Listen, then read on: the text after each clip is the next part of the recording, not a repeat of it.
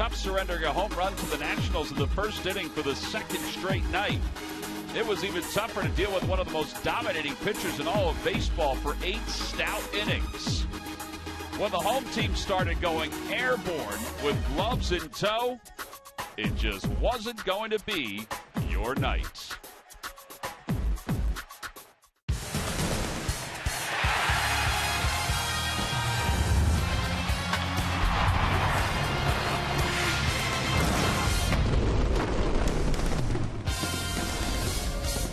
Phillies and their fans are in search of a cricket number here this afternoon. A cricket number as far as runs go in the innings that they hit, and maybe even a W as they try to end this losing streak this afternoon against the Washington Nationals. Hi, everybody. I'm Tom McCarthy, joined by Matt Stairs. The Phils are struggling, obviously, 6-game losing streak, and they're going to turn the baseball over to Aaron Harang, who's been their best starting pitcher so far this year. They're also hoping their offense can generate something early on, and the guy at the top of the order is Odubel Herrera, and he's actually been their most consistent hitter. He has, and he's learning the game. Rule 5 guy coming in this year, made the team. Each game he's going to learn something different. He's going to learn the scouting report. What I'm very impressed with this year is his ability to turn on fastballs. The question was, is he going to be able to hit the fastball inside? Well, you can see right here in New York, versus a left-hander, 2-seamer down inside. He's just one of those guys that he has that sneaky pop. If you sleep on him, he'll hit a ball deep to right field. Most ballparks, that's a home run. But really, he's a guy that's going to learn the game. He can run like the wind. He puts the ball in play. He's going to look funny at times with some swings on off-speed pitches because that's a timing mechanism. But really, throughout the year, the more at-bats he gets, the more comfortable he'll feel. Yeah, there have been a couple of at-bats where he has been off balance, where he was surprised that he was called out on strikes. And maybe that is, as you said, just his timing getting down. All right, well, today his timing is going to have to get down against Jordan Zimmerman, who did not pitch well his last time out, but let's face it, Matt, he has pitched well against the Phillies the last couple of years. Well, he really has, and he's a guy that just pounds the strikes down with fastballs. He has a very good curveball, and really he keeps the hitters off balance, especially last year. You're hoping that this year he shows up at the last start in Boston. His fastball was flat, his slider was flat. He couldn't throw strikes. He was all over. But you can see the numbers versus the Phillies: 2-1 with a 1.96 ERA. And really, there's nothing spectacular what he does. He pounds the strikes down with fastballs, and he mixes in his off-speed ball. He pitches inside a lot to lefties and righties, which I think it makes hitters uncomfortable. He's hit 2 batters already this year, so we'll see fastballs inside, outside, and we'll see that big curveball. All right, well, we'll see if Aaron Harang can match that. Harang's numbers last year against the Washington Nationals were very good as well. He comes in with a 1-1 record and a 0.73 ERA. Lineups at first pitch when we return to D.C. Phillies baseball is brought to you by Toyota. Where will Toyota take you? Visit buyattoyota.com to find out. Toyota, let's go places. By Citizens Bank. One deposit checking. Keeping things simple is helping you bank better. By Xfinity, the official entertainment provider of the Philadelphia Phillies. By Budweiser, still brewed the hard way. This Bud's for you.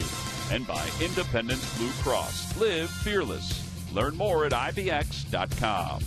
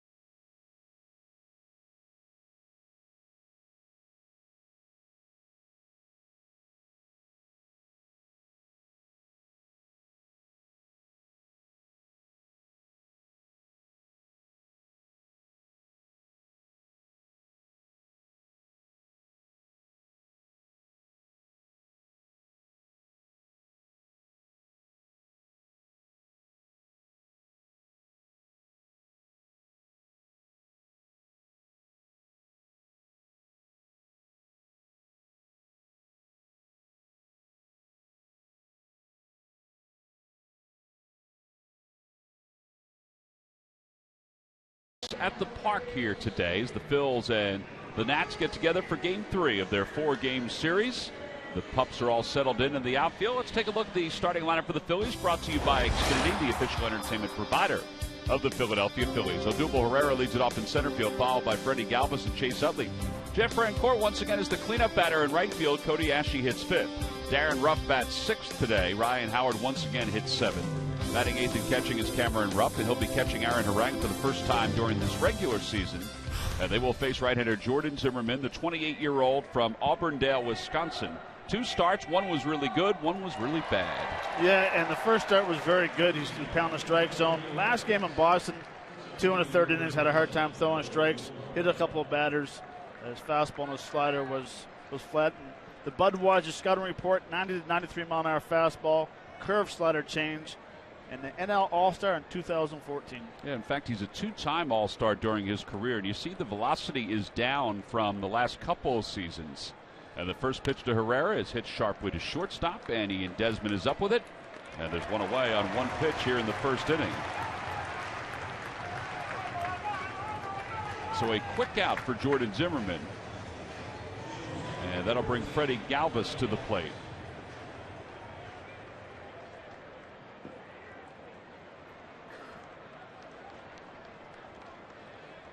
Galvis 1 for 7 so far in the series, with 2 runs batted in.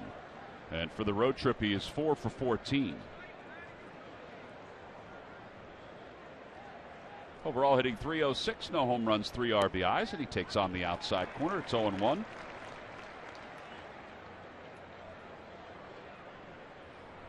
Brian Knight is the home plate umpire today, and that one's just a bit outside. 1 ball, 1 strike, and already the velocity is up for Jordan Zimmermann. Knight is at home plate. Vic Carapaz is at first. Larry Vanover, the crew chief, at second, and Ron Culpa at third. Off the hands, out towards center field, caught out of the air by Desmond. Little humpback line drive, and there are 2 outs. All right, Matt, well, time now for our Nissan keys to the game, and so far they're not listening, although maybe they didn't hear them. Right, and we know he likes to throw strikes, but my first key is I'd like to see the work the count every at-bat. See how many pitches you can throughout the at-bat. My second key is for Rupp and Harang to be on the same page. It's the first time Rupp's catching them, so hopefully they can have a good momentum going and be on the same page. Yeah, Cameron Rupp has handled Jerome Williams already this year, Sean O'Sullivan already this year. Here's Chase Utley, who takes outside, 1 ball and no strikes. Utley is 0 for his last 13.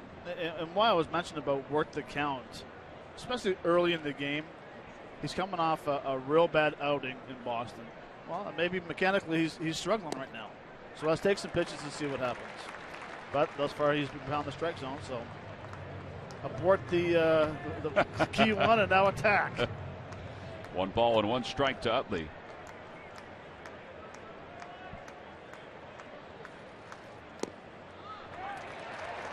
Bill Lucky McDonald's Phillies home run jackpot contestant is Phyllis Grams of Hamilton.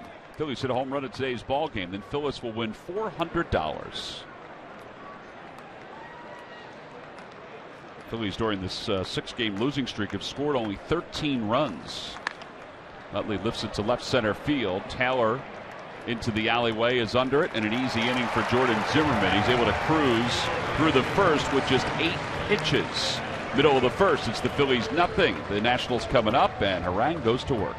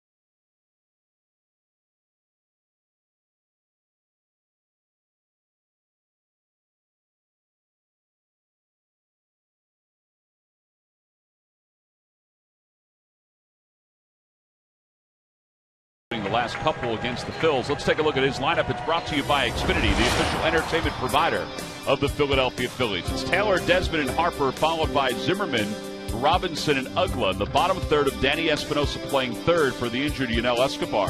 Jose Lobaton catching, and of course Zimmerman pitching and batting ninth. They're facing Phillies right-hander Aaron Harang, who has the only victory so far for the Phillies starting staff. First pitch of the game is taken outside. It's 1 ball and no strikes. Harang's numbers excellent. A 0.73 ERA. And there's a line drive base hit into left field for Taylor.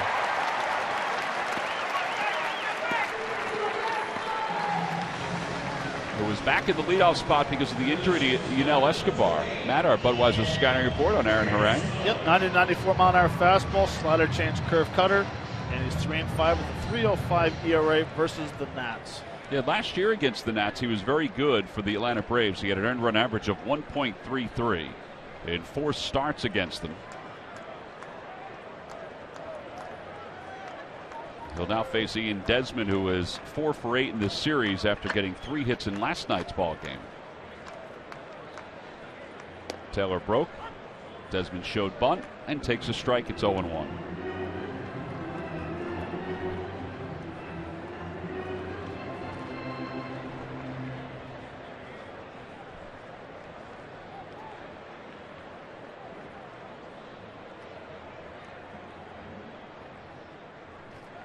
So far in 3 games, the Nats have struck early in the game.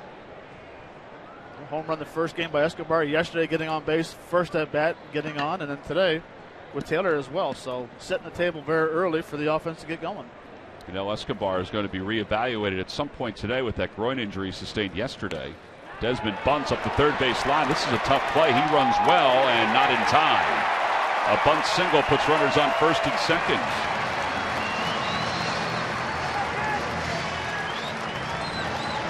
The element of surprise for Ian Desmond. I thought he showed it a couple of times only to give Taylor a better opportunity to steal second base.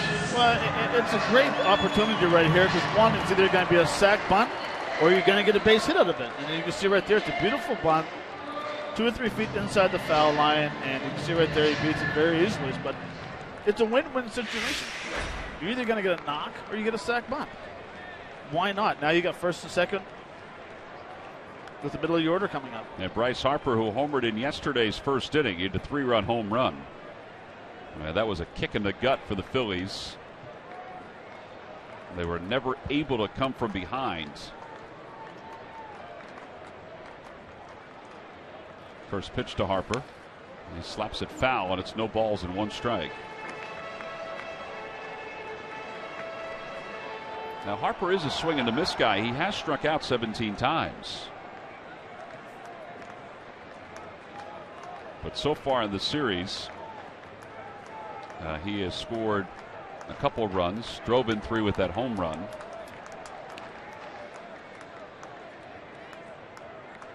No balls, 1 strike to him. Chopper right side. This could be 2. There's 1. Galvis's return throw won't go to first. So they do get the middle runner. And 1 away here in the first inning. During the 2015 season, Turkey Hill, the official ice cream of the Phillies, will contribute $100 for each Phillies victory and 5 cents for each carton of Phillies Grand Slam ice cream, sold to support the Phillies youth baseball and softball programs. Runners on first and third with 1 man down. Ryan Zimmerman will be the hitter. 2 for 8 in the series, but he does have 4 RBIs. 2 RBIs last night, 2 RBIs in game 1.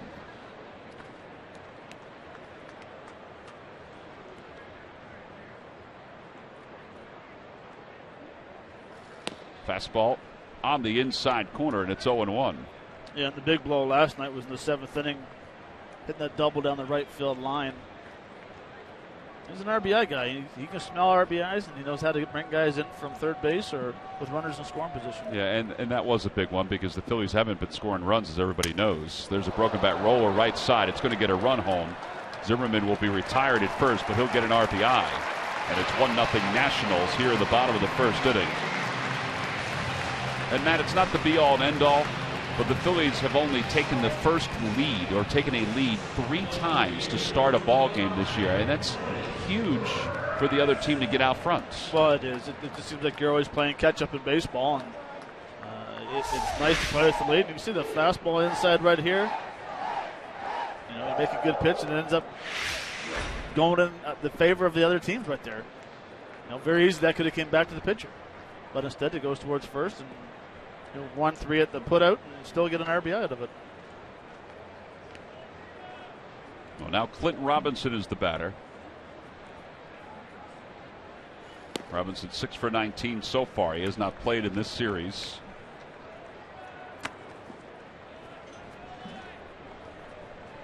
He has Harper at second base.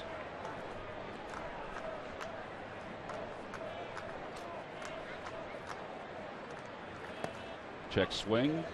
Did he go? Yes, he did. And it did look like he went from up here. Ron Culpa, the third base umpire. This is basically a full hack right here. He went. It's looking he went. 50-50, Matt. Can't back off it. That's right. He went.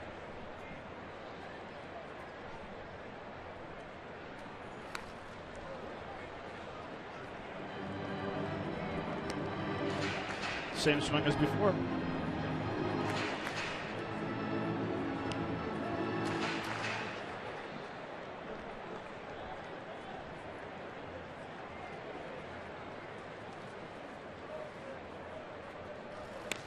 Over to third, little squibber. Ashe's got it, throws off balance across the diamond. Excellent play. The side is retired. However, the Nationals get a run. They do so with 2 base hits. They leave one. We'll go to the second here in D.C. with the Nats up 1-0.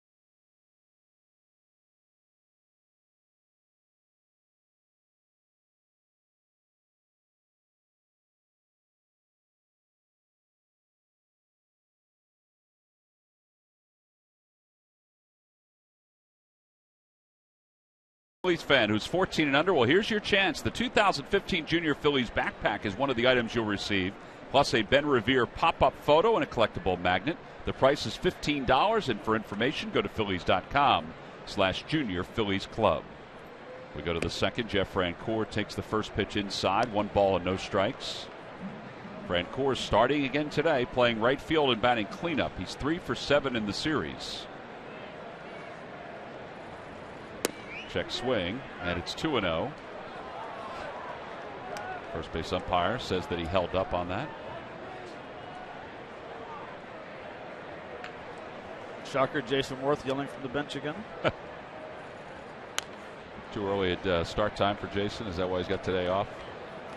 Must be. He's complaining to Vic Carapazza, saying that Francoeur went on that 1-0 pitch. 2 balls and 1 strike.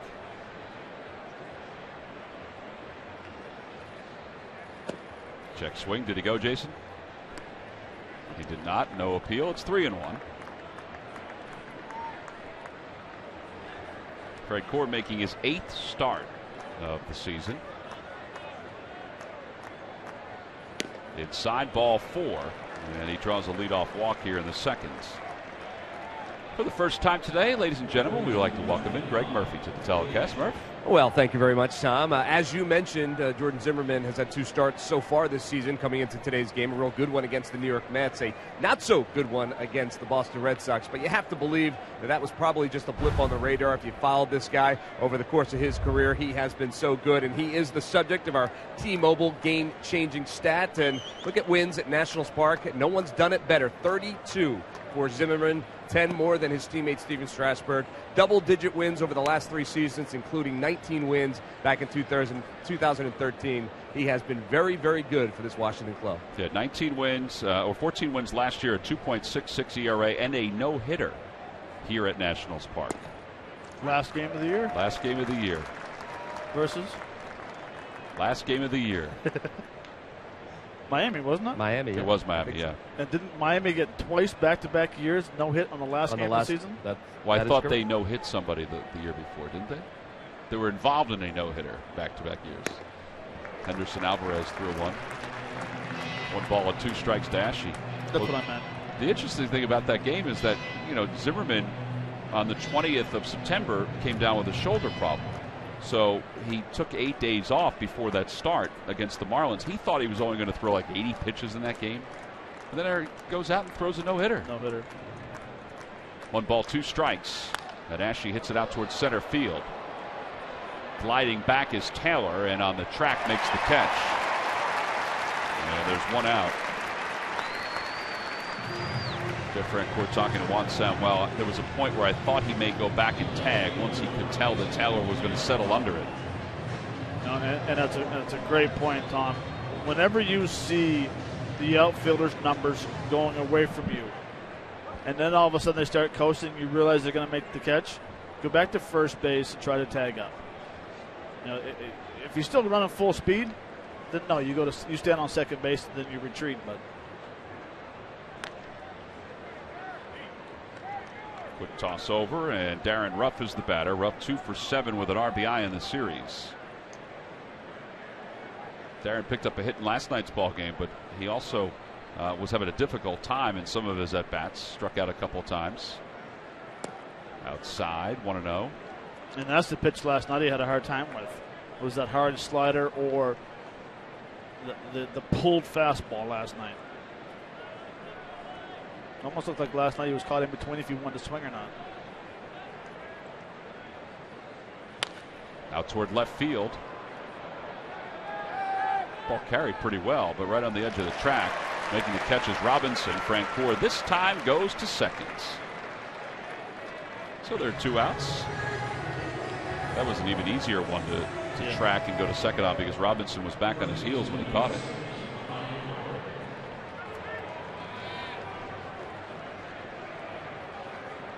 Well, the first play, the ball hit the Taylor. That's a tough read. Because then all of a sudden, if the ball does go over his head and you go back and tag, you might only get to second base, or Ashe's only going to get the first base on the ball he hit. So it is a tough read. And it's a judgment call, and it's your judgment. Either way, you're not going to be called out by your manager. At least you shouldn't be. Well, Ryan Howard is now the batter. An RBI situation for Howard. A couple of things that you marvel out with Ryan's season so far. He's hitting 176, obviously. He does not have a home run. But he also hasn't scored a run this year. Remarkable. It's remarkable. This is game 12 of the season already. Up high.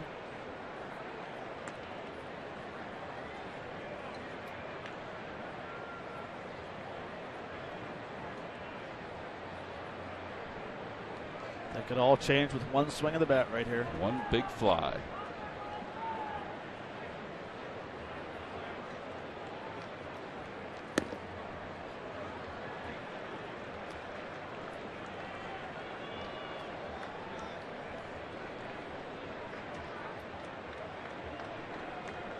Ryan has 2 hits.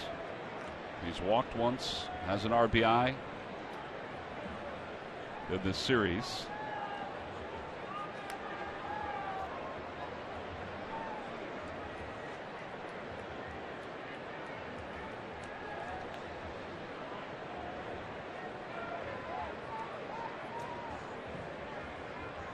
Doesn't seem like Jordan Zimmerman and Jose Lobaton are on the same page. He threw down every sign. He wanted the fastball away. He wanted the curveball.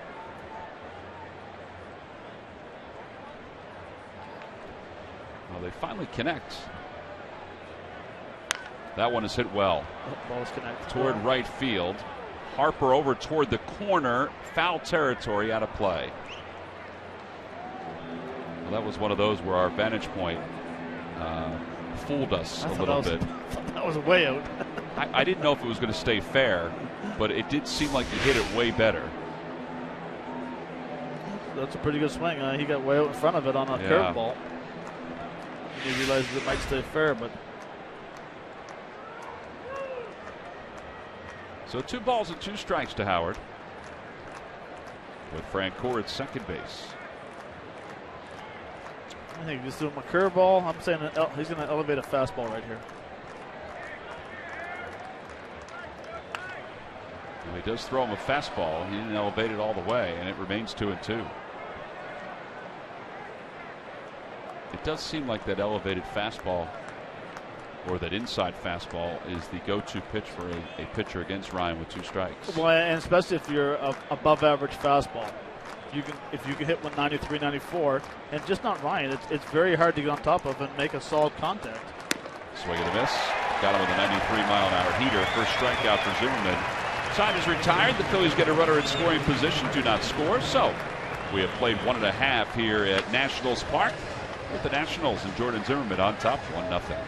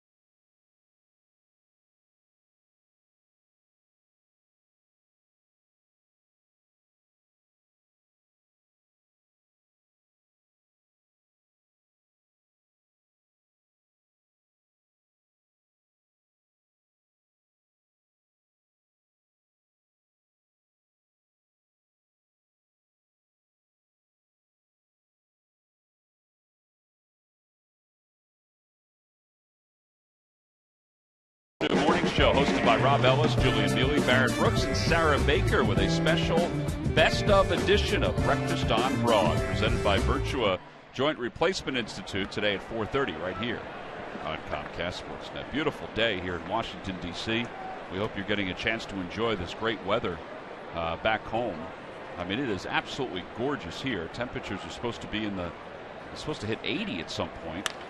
Dan Uggla lines the first pitch to left center field. Herrera's on the run, makes the catch. Yeah, there's one out here in the second.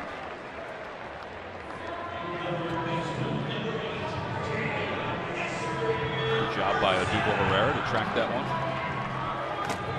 Yeah, a very nice jump. A line drive off the bat of Uggla to left center. He overran the ball. Overran it. Well, he's put a lot of time in spring training and so far this year, and it's proven that how good of an athlete he is in the outfield and how he can play the outfield. I asked Juan Samuel, I said, will he play much shallower as he progresses? He said, well, I mean, it depends on how comfortable he is. Right. Here's Danny Espinosa, takes a strike. It's 0-1. It really depends on the outfielders if they feel comfortable going back on the ball or coming in on the ball. But Jason Worth, he plays extremely shallow. Bryce Harper, he plays a little deeper.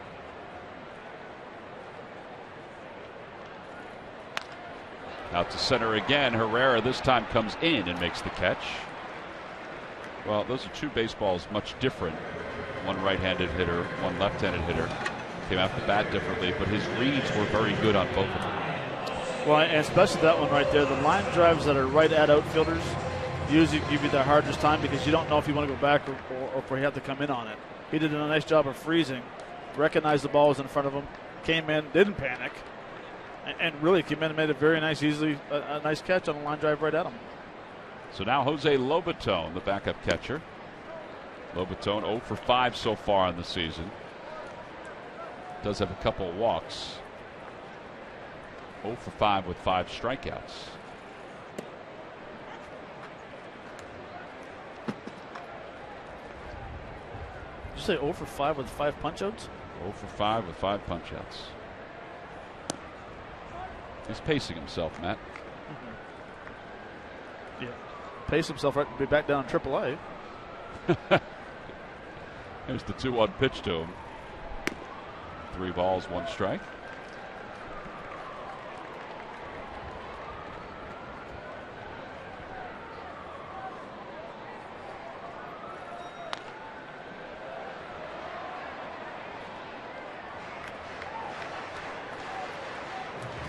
There's a record that we've never talked about that I own.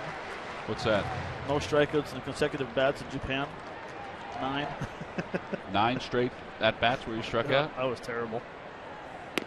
Swing and a miss. He's on your heels, Matt Stairs. 1, 2, 3 go the Nationals. First strikeout for Harang. We've completed our first 2 innings. Phillies down 1-0.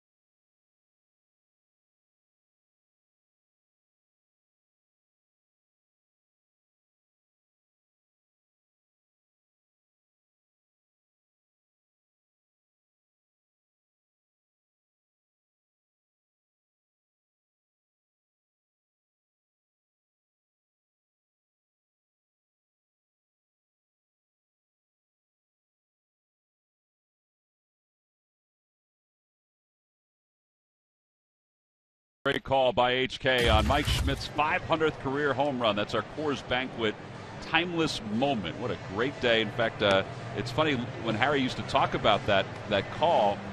Harry obviously had a very distinct home run call. He said he was so excited about it that he forgot his home run call. He didn't use his normal home run call. But that was a great day in Pittsburgh for the Phillies organization and for Mike as well. Well, it's something that you'll never forget. I could watch that video. I love home runs. And you can sit there and you can listen to that call all day. The excitement, the way Mike was running around the bases, especially when he landed on second base, it looked like a cloud. Yeah. He was extremely happy. So I've enjoyed the last couple of days, the 4 home runs we saw yesterday and then the big 500 today. Well, we probably could use him as our timeless moment every day. Every day. If we wanted to. Here's Cameron Rupp to start things off at the top of the 3rd. Rupp has not played in this series. He's hitting 182 overall. And it's 1 ball and 1 strike to him.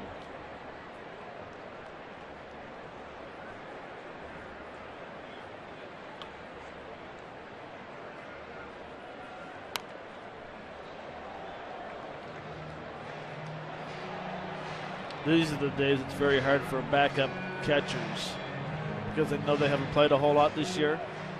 And I like it so far. He's seen 4 pitches. It's going to be his 5th pitch. Just get your timing down a little bit.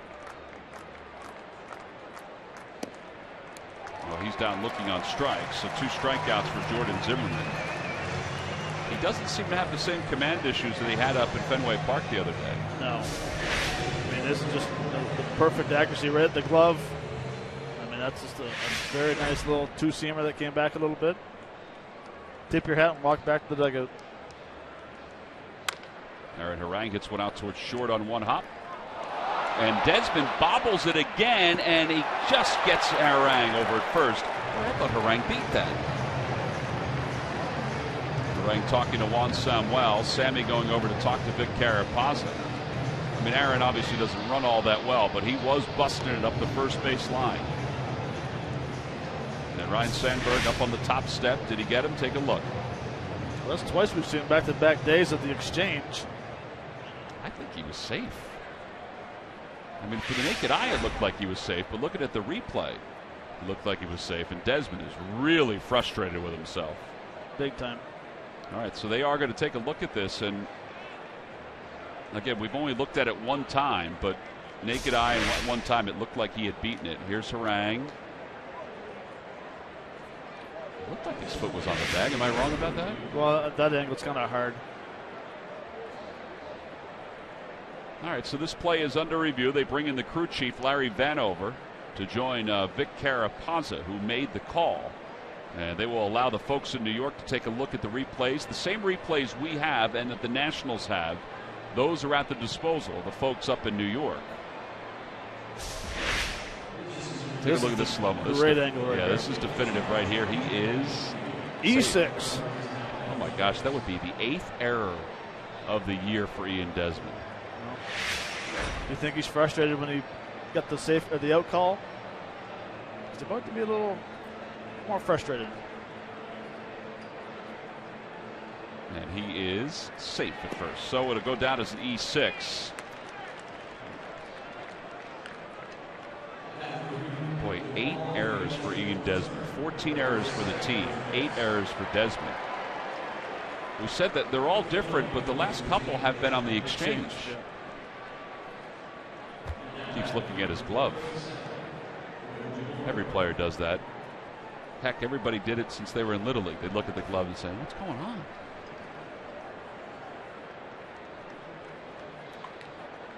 So now here's Odubel Herrera, who grounded out to short his first time up. And he lines this one into left field. That'll be in for a base hit. And it scoots right by Robinson and goes to the wall. Harang goes to third. He'll hold up there. It'll be a double for Odubel Herrera. It's his 4th double of the season. And the Phils have second and third with 1 man down.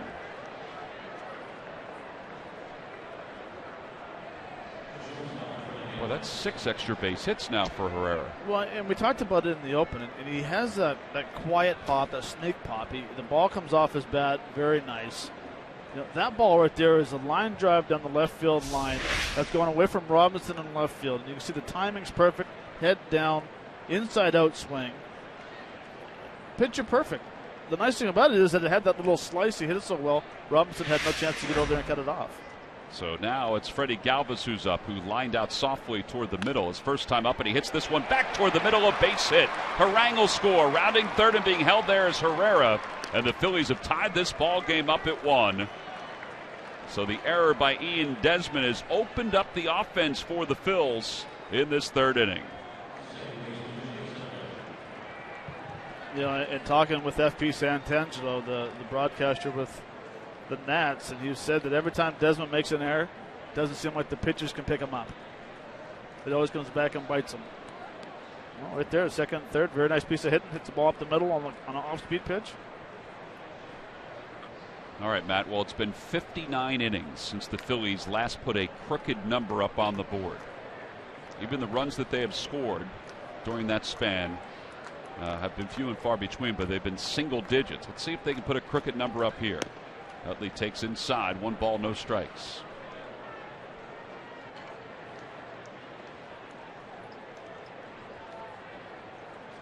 So if we score 10 this inning, is that a crooked number? That's a crooked number. It's a real nice crooked number. Yeah, the 0 is somewhat crooked. I'll go for the 2 right now.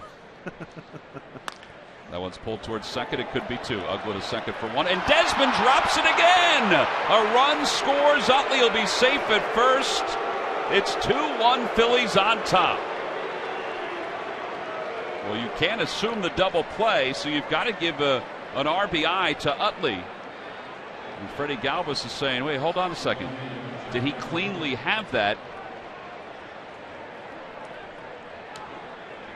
And Ryan Sandberg again is coming out to talk to Larry Vanover.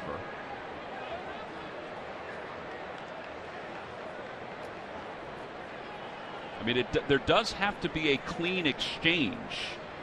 And Larry Vanover, it's up to him whether to decide whether it was a clean exchange. And it seems like Sandberg, after looking at the video, has decided that it was. Or Larry Bow has decided it was. Well, he gives the perfect feed. Ooh. I mean, that's on the exchange right there. It's in the glove. Yeah, it was in his hand and dropped out of his hand. Yeah. Well, that won't go down as an error, but in the mind of everybody that watches the Nationals, it's another error. And look at Zimmerman's reaction as that ball comes back to the mound. He throws out Francoeur. The side is retired. However, the Phillies score 2. They take the lead as we go to the bottom of the 3rd.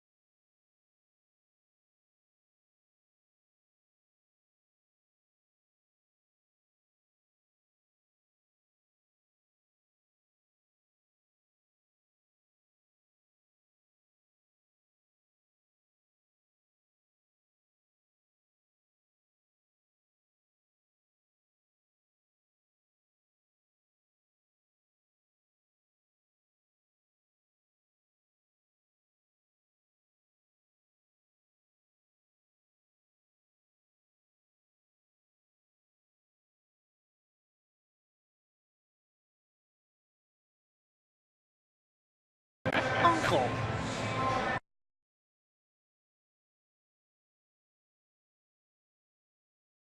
Time now for the Jeep Stump the Fans trivia question. Log on to Phillies.com. Go to the fans section for all the information.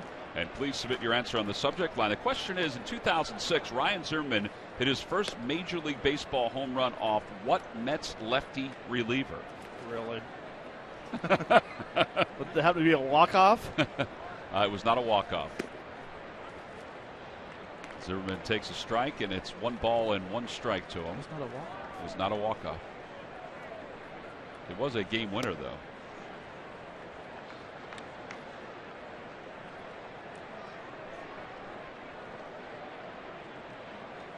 Zimmerman's career numbers, a 170 hitter.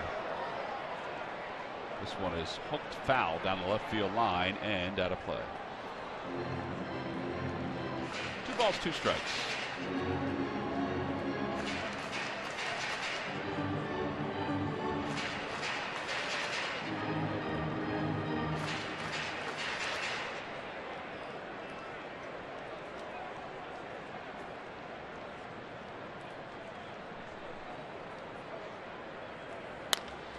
Out toward right field, Jeff Francoeur. And makes the catch. Phillies baseball is brought to you by McDonald's. Any size hot or iced coffee is just $1. McDonald's, I'm loving it. and by the Quality Plus Sports Stores. Go further. Gorgeous afternoon here in Washington, D.C. The warmest day we've had so far. Pups in the park. Folks are invited to bring their dogs to the ballpark here today. I wonder if Frank Core brought his. Here's Michael Taylor, a swing and a miss. It's 0-1. That's a good question. Maybe if he knew that it was pups in the park, maybe his wife would have brought it. Here's the 0-1 pitch to Taylor. That's in there. It's 0-2.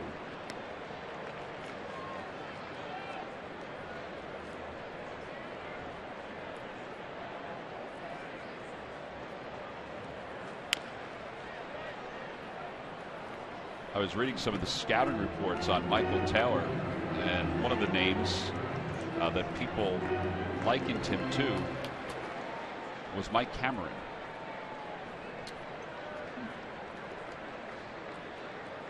Swing and a miss. They did say, the report said that he was susceptible to that kind of pitch right there, and it's part of the reason why he has struck out 17 times in this his first full month on a Major League Baseball roster.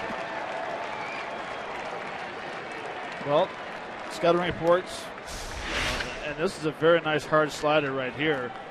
Starts at outer half, see what camera set up, but the thing on him was that his defense was going to be extremely strong, and they were kind of worried about his offense. Well, his offense has been pretty good, and now they're kind of nervous about how he's been going on back on baseballs in the outfield. Well, Denard Span played 9 innings yesterday, so he's due back sometime in the next couple of days for the Nats. 1 ball, 1 strike to Ian Desmond, who reached on a bunt single his first time up.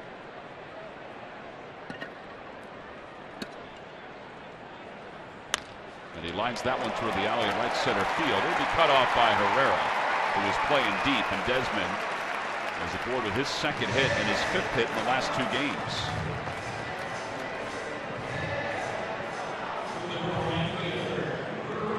Well, he's definitely not allowing his defense to play mind games with his hitting. No question he can hit.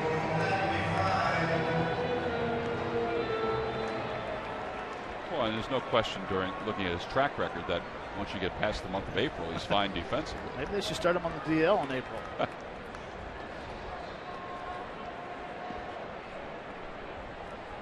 Bryce Harper had a fielder's choice his first time up.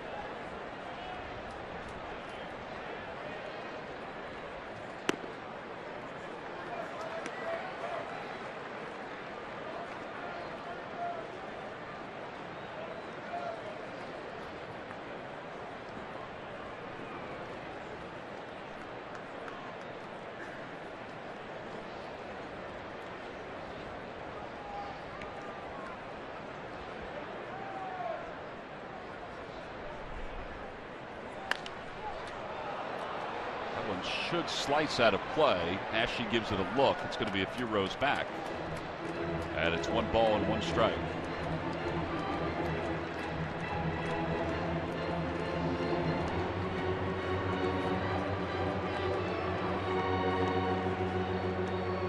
I guess Bryce did not like the glasses that he had on, so he took them off.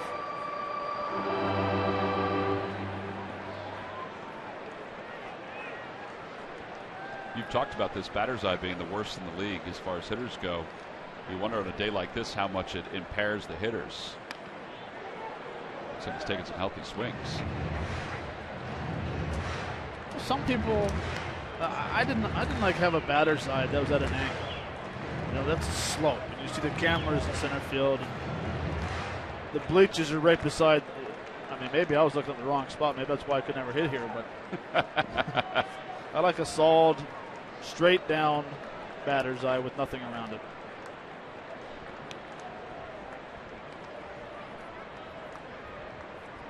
Cutter goes. Curveball hit toward right field. That'll drop in for a base hit. Desmond's on his way to third. And Frank Core gets it in. Nationals up first and third with 2 men down.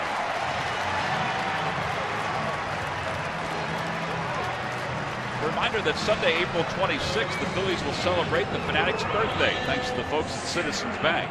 All fans coming to the ballpark that day, 14 and under, will receive the Fanatic baseball socks. You can get tickets by going to Phillies.com.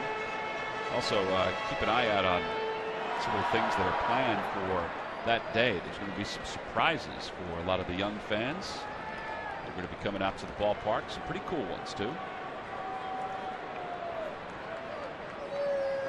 Ryan Zimmerman broke his bat his last time up on a ground ball. Did get an RBI. Fastball, 0-1.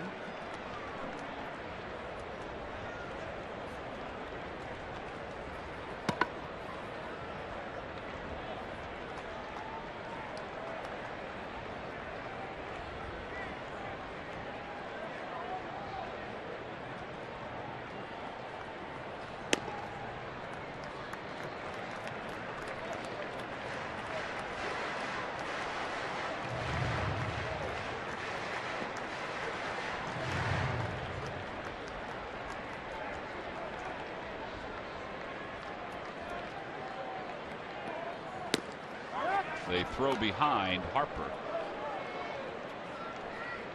1 ball and 2 strikes to Zimmerman.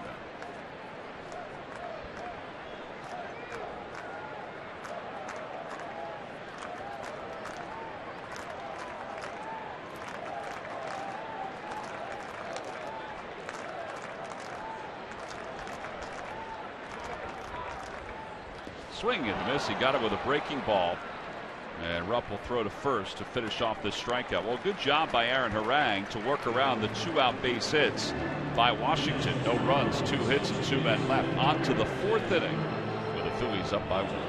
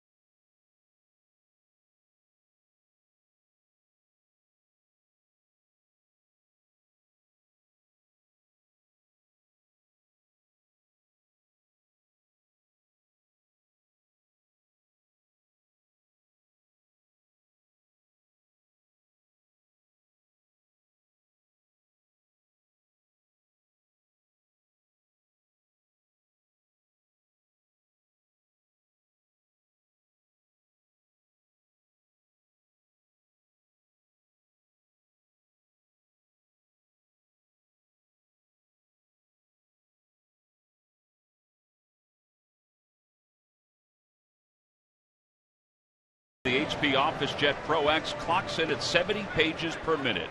Get yours today for up to 50% off from who but WB Mason. We'll go to the top of the 4th inning. The Phillies lead it 2-1. They scored 2 runs in the 3rd. Both of those runs unearned because of the error to Ian Desmond. Cody Ashe will lead it off. It'll be Ashe, Ruff, and Howard against Jordan Zimmerman.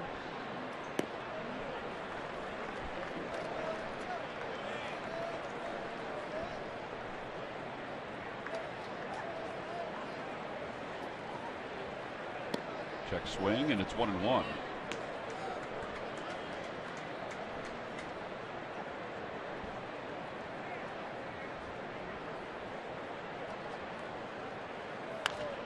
And as she fouls it away, Zimmerman is from Auburndale, Wisconsin, which is a very small town. In fact, according to Zimmerman, there's a little less than 800 people in his hometown. When asked whether he knows everybody in Auburndale, he said, well, yeah. He goes, everybody knows everybody. That one is lined out to right center field by Ashe. It'll be in for a base hit. Cut off by Taylor. Ashe on his way to second, and he'll get there with a sliding double. Second double of the year for Cody Ashe.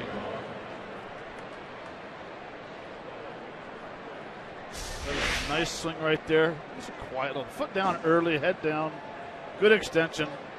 And as soon as he hits it, he thinks two the whole way. Even though if he comes up, makes an unbelievable throw. Momentum's going away from second base.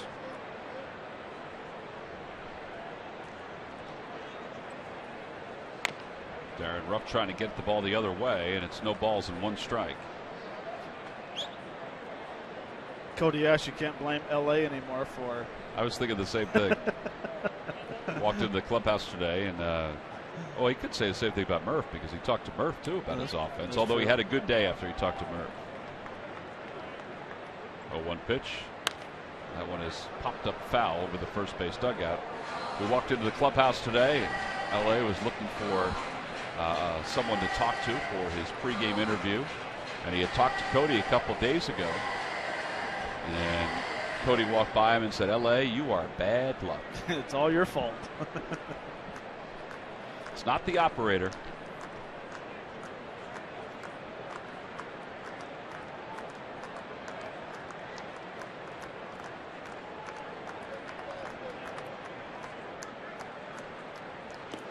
In the dirt. Ashe, quick reactions going to third, and he is out at third base. Espinosa never allowed him to get to the bag. His slide was short. In fact, you can see the markings right on the field. Give Lobatone credit. He did not give up on that. See right here, he's blocking the base. And he blocked it with his knee. He never got to the bag. It's a Chase Utley move right there.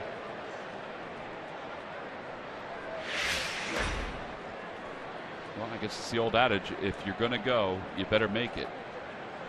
And he's trying to take a chance.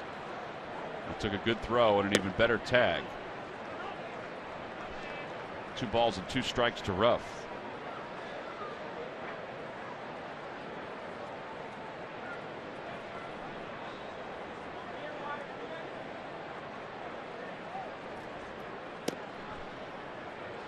The problem with that is that he's already in scoring position. Right. So you really have to make it if you're going to make the first step, because the rule is don't make the first or third out at third. Thought he got a good jump too. I did too. Fly ball center field, and Taylor will make the catch. 2 outs here in the 4th. And Ryan Howard's coming to the plate. Well, and one thing I'd like to see with Ryan Howard is I'd like to see the bat angle going down this way towards the ball. But the problem is right now is the back elbow, if you watch it, how all of a sudden it goes up straight in the air, and now all of a sudden the bat becomes a loop this way, and that is why he's swinging underneath a lot of baseballs. So he needs to think about getting on top of the ball, going down through the ball, instead of having that back elbow going up. And you can tell when you just really concentrate on his back elbow on takes, because you can see that high elbow, and then all of a sudden he drops that back elbow, and you'll be able to see that elbow right. No? That one he got on top of it because it seemed like a high pitch, but he's thrown out to finish up this 4th inning. Phillies do get a base hit, but that's wiped away. We'll head to the bottom of the 4th. It's 2-1. Phillies up top.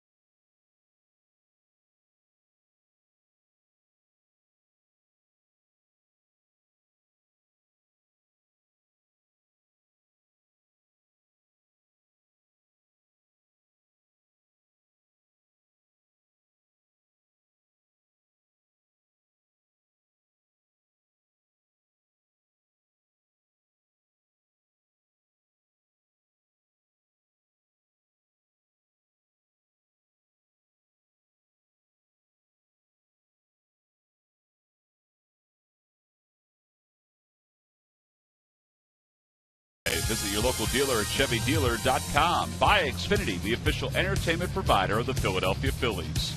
And by Nissan. Choose Nissan today for great offers on our most exciting lineup ever. Shop ChooseNissan.com. Last of the fourth, Phil's up 2-1. Clint Robinson will lead it off against San Diego's Aaron Harang. San Diego native, I should say. Ground ball right side, right past Howard into right field. And Robinson's aboard and lead off single, and Francoeur throws behind him, and Harang can't hold on. Wow, they had him.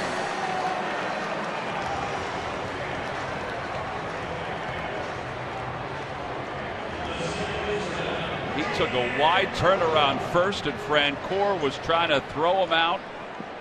And he had him with a, if the ball was held onto by Harang. Man, he's got a good arm. he loves to show it off. You can see he comes up, just kind of lulls him to sleep. Oh, just gives him a little prick of a short hop right there. Well, Dan Uglow's the batter. Robinson's at first. First pitch is outside, 1-0. Well, what would have been an embarrassing play for Robinson is now a lesson.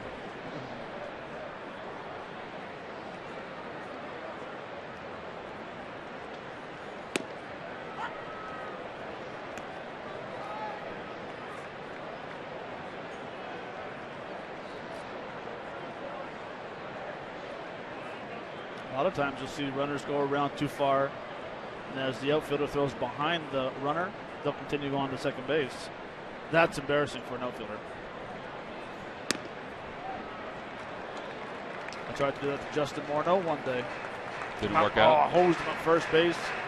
He just jogged in the second. Tipped his cap to you. Yeah.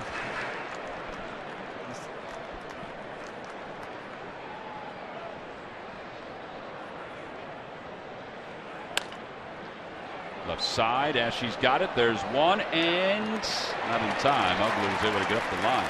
So they get the lead runner, 5-4 on the putout. And that'll bring Denny Espinosa to the plate. Let's check in with Greg Murphy. Murph. All right, thank you very much, guys. Well, Aaron Harang came into this game 1-1 on the season, but an ERA under 1. He has done exactly what really Phillies management hoped that he would do early in the season when they picked him up during the offseason. He's just giving you quality starts. He had 25 quality starts a year ago for the Atlanta Braves, and he continues to do so. 2 earned runs or less in each of his last 6 starts, an ERA of 3.11 in his last 20 starts. So he's a guy that goes out there and, keeps his team in games, and that's exactly what they were hoping he could do for the Phillies, and early this season he's been able to do just that. Yeah, I think one thing that he talked about, Murph, and it probably has lent itself to a success this year, I'm not sure about last year, it's just the pounding the strike zone. Just with all of his pitches, everything is right around the strike zone and down in the strike zone too. Yeah, I think that's the second part of that is probably the key for most of these guys. He doesn't have overpowering stuff, but he seems to be able to locate it when he needs to, and he's been able to do that time and time again over the last couple of seasons. So, he's a guy, Matt, that's been around for a long time, and obviously, even as his stuff changes, he knows how to pitch at the big league level, and that's what he's been able to do. And very true, Murph. He's very frustrating to face because you think you're in a fastball count, and he'll throw that choke fastball, get you out in front. He's sneaky fast at times, but but like you said, Murphy, he can control all of his pitches and he throws it for strikes. Now, as we talk about it, he's at 3 balls, no strikes. But I agree 100% what you were saying. Well, that's the first 3-ball count of the day for Harang. He lays one in there for a strike. It's 3-1.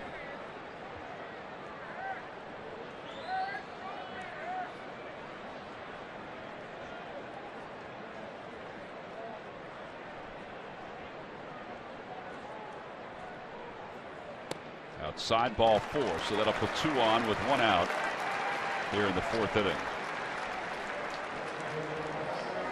We had a quick meeting out on the mound. Rupp comes out to talk to Harang. Follow the Phillies all season in 2015 with MLB.com At Bat, the #1 app for live baseball. At bat is up to the moment at any moment. In-game highlights, live look-ins, replay reviews, radio broadcasts, StatCast, and more. Get MLB.com at bat for your smartphone or your tablet.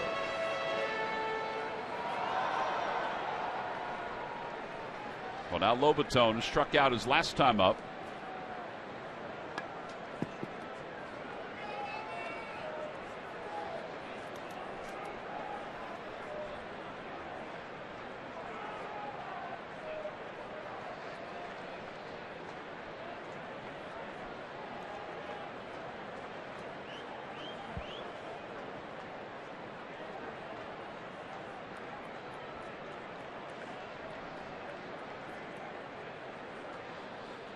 In there for a strike, 0-1. I mentioned that Harang has the only victory for the Phillies starters so far this season. And this is game number 12 on the year. The starters are 1-7 so far in 2015. Back toward the middle, and Utley can't get to it into center field, a base hit. A run will score. Over to third base goes Espinosa, and it's a 2-2 game.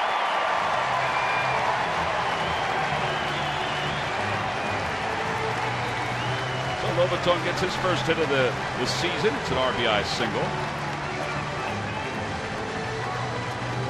And Jordan Zimmerman will be the batter.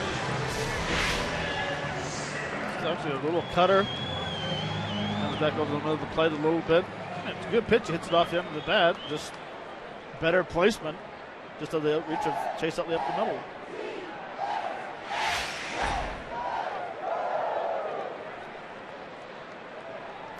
Zimmerman flat out to right his first time up. He's up there showing bunt. Espinosa's creeping down the third base line. The pitch is taken outside, 1-0.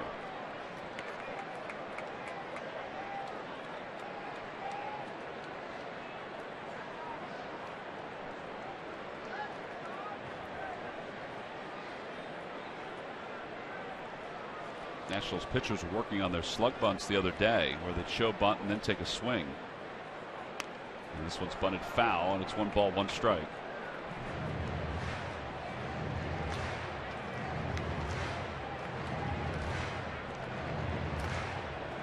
I think Espinosa's thinking about coming home if the ball's bunted in a proper way. This is a safety squeeze, and by the amount of secondary lead and his lead at third base, they have no shot at throwing him out of home plate. And there's not much they could do. He's creeping in as Ashe creeps in. Zimmerman bunts at it and misses. 1 ball, 2 strikes. Sorry, Tom. The only thing they could do is Cody Ashe stays close to third base and throw over third base a couple times. Because as Cody's coming down the line, Espinosa's coming with him. Well, if he stays close to the bag, Espinosa wants to stay close to the bag as well. Swing and a miss. Zimmerman is struck out. So 2 outs. And strikeout number 4 for Harang.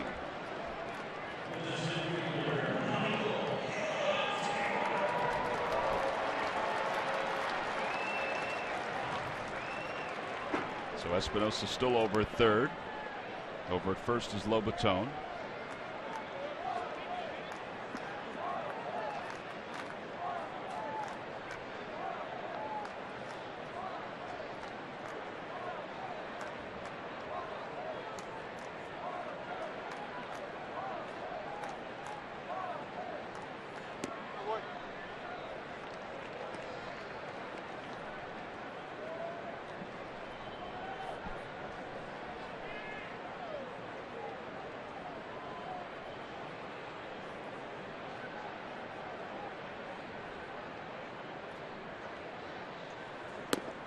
Low again. 2 balls, no strikes.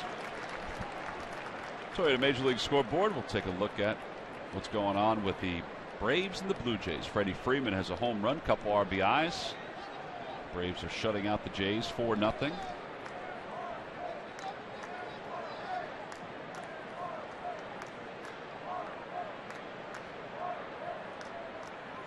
Swing and a miss. 2-1. This is that's the pitch that he was able to get him on his last time up.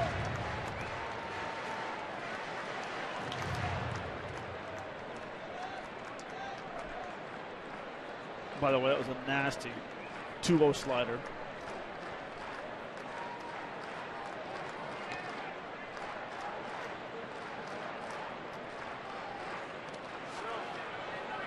Check swing. Are they going to peel that one? They are. And yes, he did go. I thought he went. Vic Carapazza says so. It's 2-2. Jason Worthington. Let's see right here. It's close. It's closer than I thought. Good call. So 2 balls and 2 strikes. Taylor singled and scored his first time up before the strikeout his last time on the breaking pitch.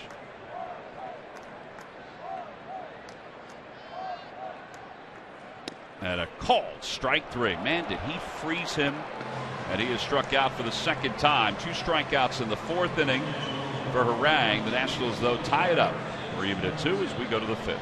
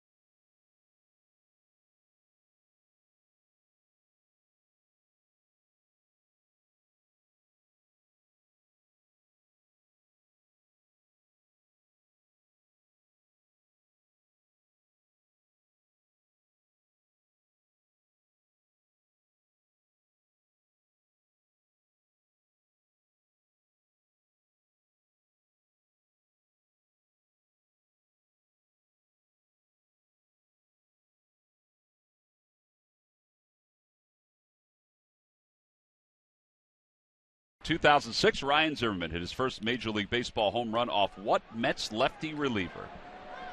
Billy Wagner. Billy Wagner is correct. Log back on to Phillies.com to find out if you're the winner of a Phillies prize pack.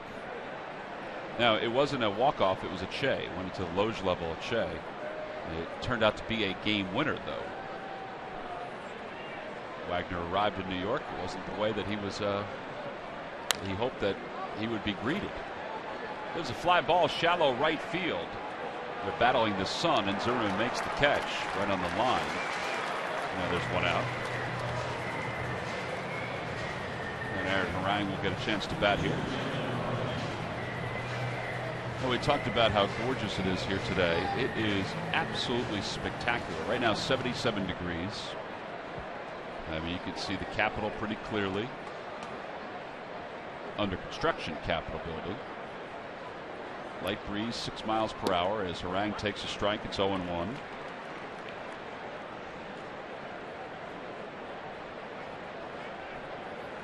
Harang reached on an error and scored his first time up. Chops that one to third. Espinosa. Another 2 outs. Phillies baseball is brought to you by Budweiser. Budweiser still brewed the hard way. This Bud's for you.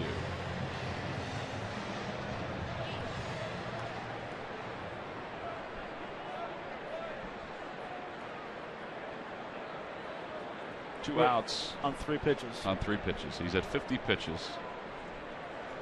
I was more looking at him knocking the clay out of his spikes and thinking, there's no mud out there. How could there be that much clay in his spikes?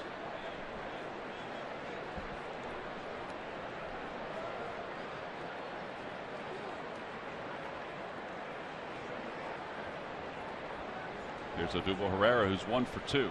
He's got to be taking at least one, right? Well, there's one.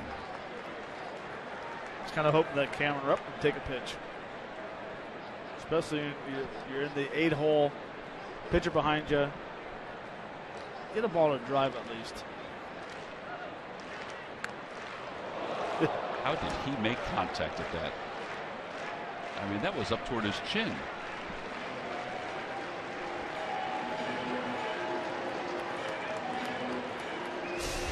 That had more play than you think. That's what you call committing and getting out of the way of a check swing. Didn't we talk about that in the open? Some of his swings he'll get pulled on? He's been called out on strikes a couple times where it looks like he's not even ready. Check swing on that one as he runs up in the box. 1 ball, 2 strikes.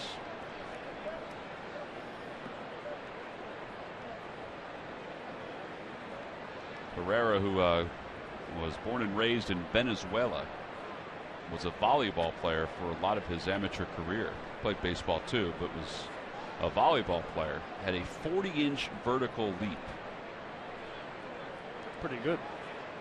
Ooh. 2 balls and 2 strikes. He might get that from time to time because he does dive a little bit. You see this right here? Whoop.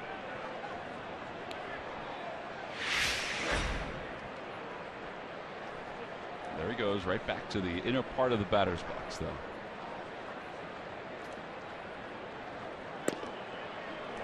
It's a ball.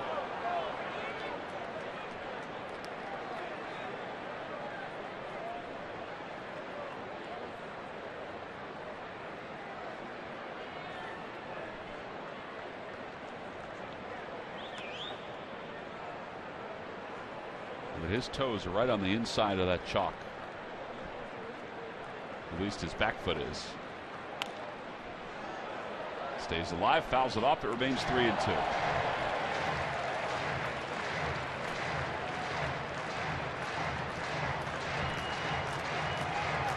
I'm a firm believer with shorter guys with shorter arms staying close to home plate. The only worry I have is that the fastball inside to him elevate just a hair for a strike. Or the two-seamer that we saw before. Right. That was nearly on the black on the inside part of the plate. And we have seen in this series a couple of balls he's hit off the wall in right field. He's turned on a ball in New York down the right field line.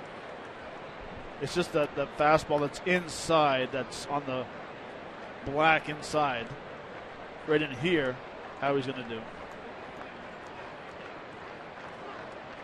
He's fouled off a couple. Time is called. He's going to get another fastball inside right here.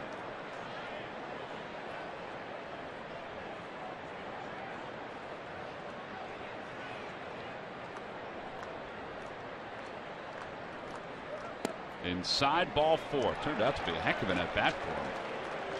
Not only spent some pitches, but it worked out a walk to bring Galvis up to the plate.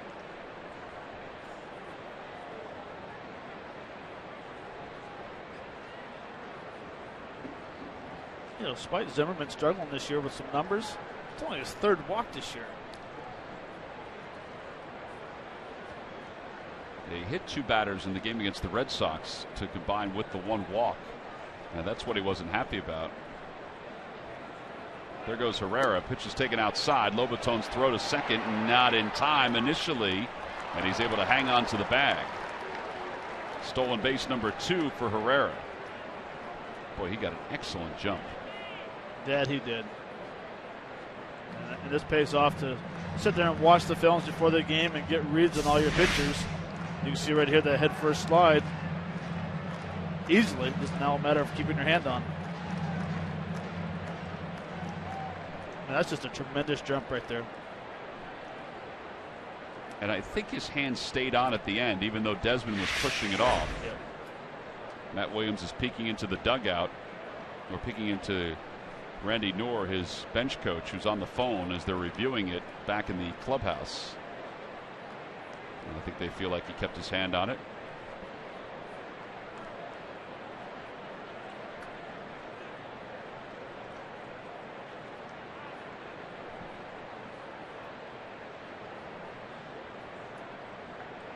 1 ball, no strikes to Galvis. And he fouls it back. It's 1-1.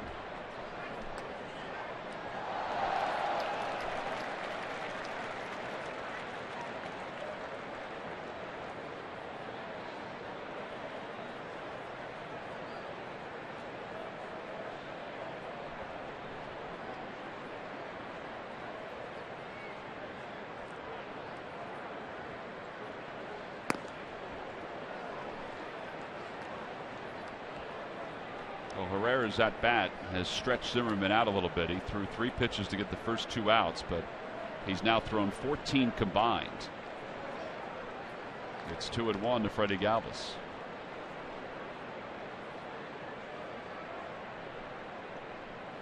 He must have been listening to my keys. First 2 guys weren't. Well, they had forgotten them. It was back Work in the first the inning when count he did every it. at bat.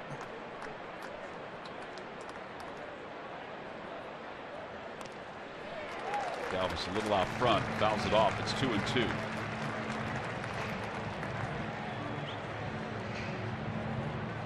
So this is another good at bat. You're still working pitches. You're seeing all the fastballs, the curveballs. It's going to be the 5th pitch you've seen. It helps in the long run.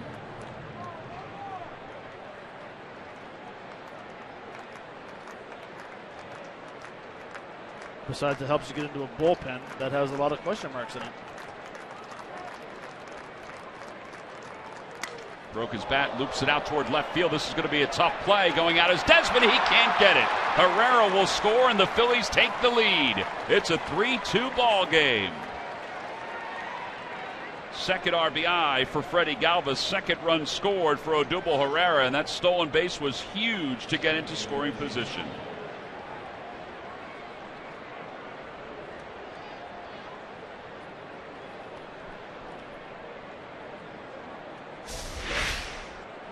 Well, this is a fastball up and in where it just gets blown up. The bat does. But you know what, Tom? That's what you call a piece of hitting. Hit it with an arm. Tomorrow's box score, that goes in as a line drive. Well, he's fortunate too. I mean, Robinson, I just looked up as the ball was traveling out there. He was pretty deep. Not that he would have been able to get there, but he was pretty deep for Galvis on the offside. So a 3-2 lead for the Phils. And here's Chase Utley. Utley had an RBI and a fielder's choice his last time up. He's 0 for 2. Chase is 0 for his last 15. In the dirt, 1-0. 0 for his last 15. He's probably hit 8 balls right on the button for line drive outs. Part of the reason why he has 8 RBIs too.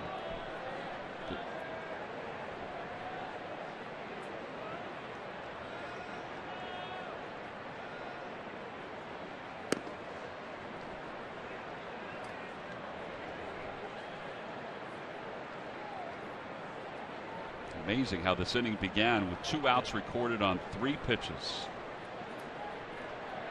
Well, after Zimmerman walked Herrera, you could tell he was a little frustrated, walking around a little bit on the mound.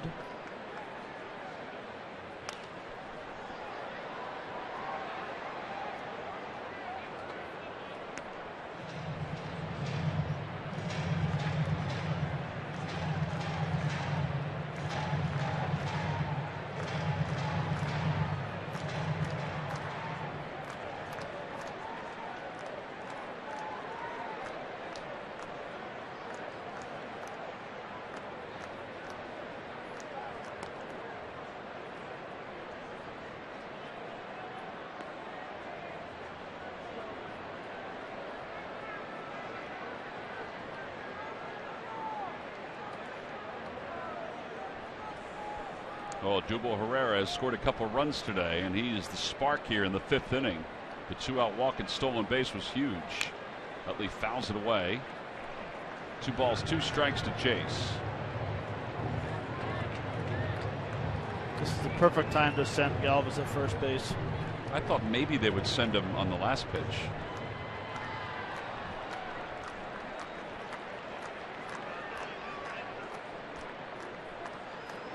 If he gets thrown out, so what? You got Chase hitting, leading off the next inning. 2-2 might be a curveball here. He doesn't go, and the pitch is hit out towards center field. Taylor comes running in and makes the sliding grab, and the side is retired. But the Phils retake the lead. Freddie Galvis' RBI single scores Odubel Herrera. For the second time today, Herrera's stolen base put him in scoring position, and then he was easily able to score on the bloop out to left field.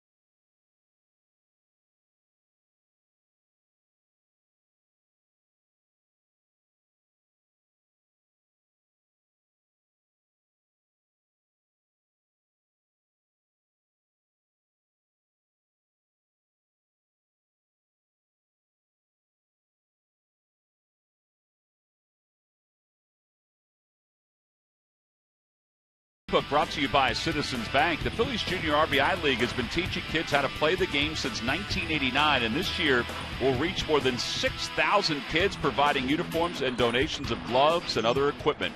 Go to citizensbank.com, citizensbankpark.com/community for more information. Good banking is simple, clear, and personal, and that's helping you bank better. Citizens Bank. Desmond leads it off here in the fifth. Matt Harang fields it cleanly. 1 out.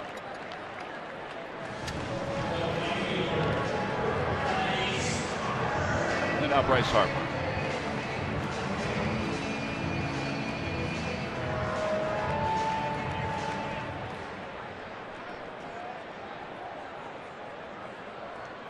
See all that PFP pitchers fielding practice in spring training? Helped out right there. That and the natural instincts of a pitcher. Straight athletes. Harper swings to the first pitch and fouls it away. It's 0-1.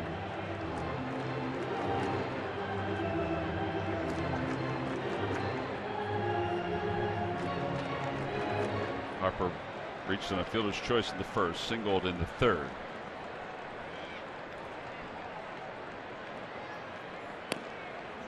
Just missed inside. Pretty good pitch. It's 1 ball, 1 strike.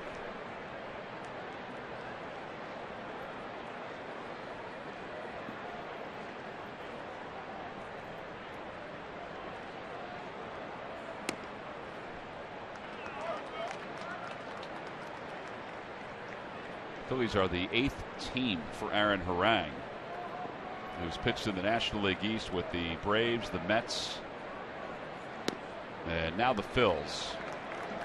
The team that I always thought he would fit in with was the Padres, which he pitched for them in 2011. That's his hometown. It's a good ballpark for him, I would think, how deep it is in a lot of spots. That one is hit a ton out to center field. Forget about it. Man, oh man, oh man. Wow. That is a long home run for Bryce Harper, and it's just tied this ball game up at 3.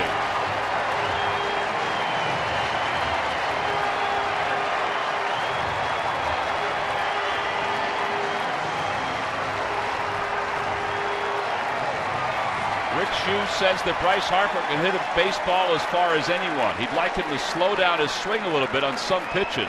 Not there. Well, he gets a 3-1 cookie right here. Full extension down low a little bit. Stands up tall on it, knowing he has it to home run to center field. And this thing hits the back wall. All the games we have watched here, we haven't watched as many as obviously national fans, but I have never ever seen a ball hit off that back wall. I mean, you played here. Did you ever see a ball hit off that back wall? No.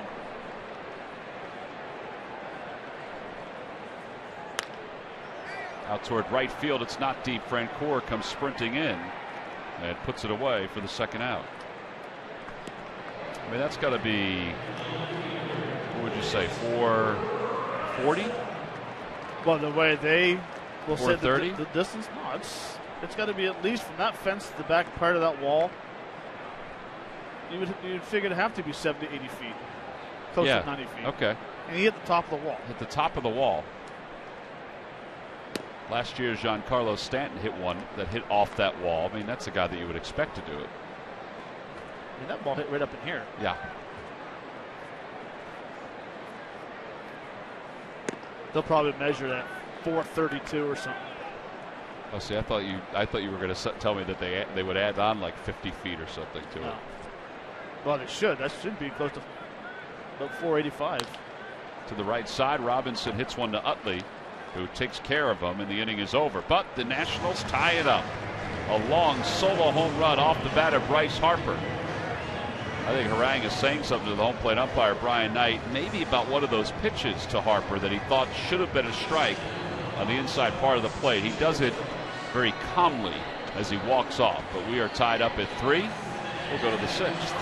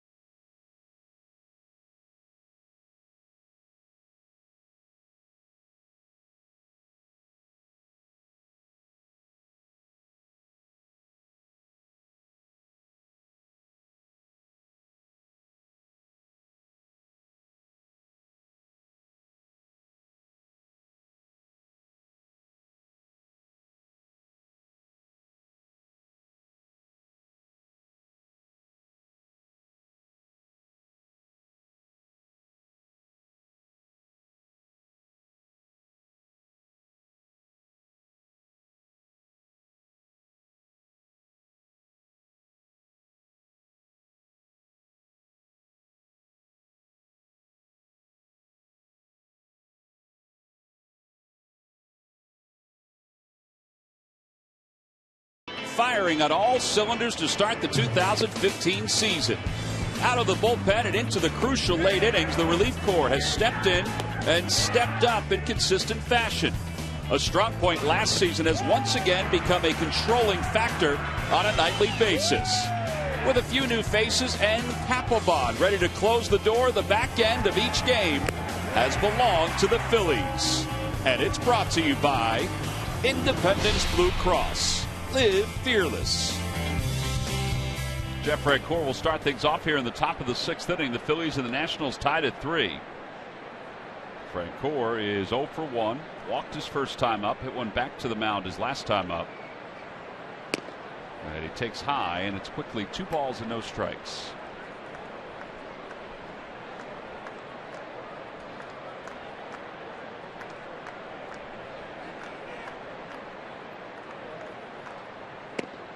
Francoeur was telling us stuff last night that we don't often hear from a hitter. He said in his last at bat against Max Scherzer, he said he stood as close to the plate as he possibly could to try to take away the inside and even the outside part of the plate as he walks for the second time. Matt, in a lot of cases, people talk about hitters of this day and age. They say they never make any kind of adjustments. They always stand in the same spot. They don't move around or anything like that. I mean, he was talking about just sort of sucking up the entire inside part of the plate. Well, you crowd the plate because nowadays pitchers are not taught how to throw inside for strikes. They're not really. You're taught how to pitch away from hitters, away from their strengths. So if you get on top of the plate, sometimes the pitchers feel uncomfortable. Well, it's interesting him saying last night that this is probably the best that he has felt, standing over top of home plate, knowing that he was close, knowing that that big slider, he sees it longer, and he realizes that if the slider starts outer half, it's going to break out of the zone. Now, if you're a guy that can hit a fastball inside, you don't have to worry about that because it's a reaction. But I found it very interesting that he said it, and I've been watching them tonight, and he is a little closer to the home plate. And he's been taking pitches, the slider low and away. And I can guarantee right now him and Zim are talking about that at first base. Steve McCatty out to talk to Jordan Zimmerman, who's lost his command with these first 2 hitters here in the 6th inning.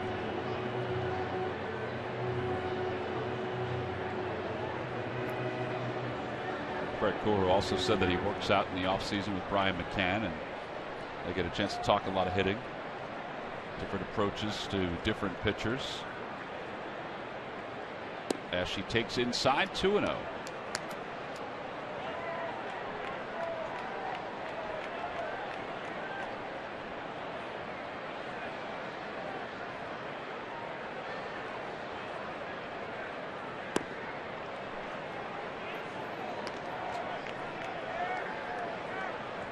Seven balls in a row for Jordan Zimmerman.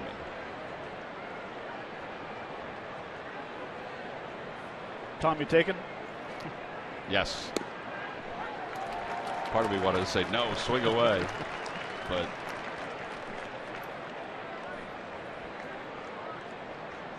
you have Rupp on deck. You're expecting probably the same kind of pitch here.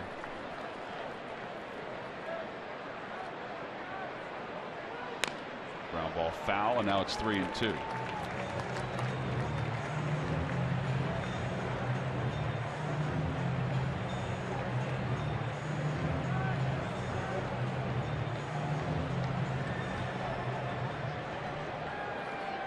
Let's put him in motion. Well, Nationals think that might happen.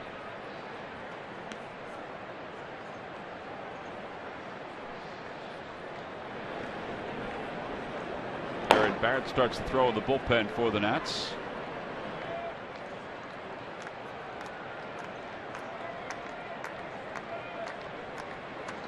There he goes. Pitch is grounded foul again. Into the Nationals dugout.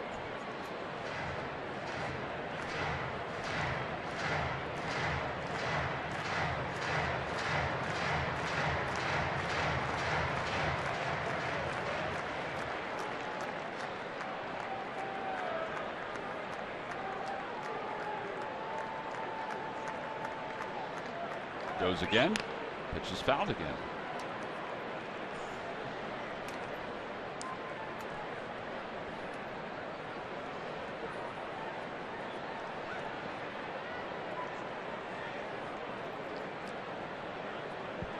Now, when Mike was in the booth on Saturdays and Sundays, weekends with Schmidt, yeah, he must know the signs from Pete at third base. He was trying to pick him up.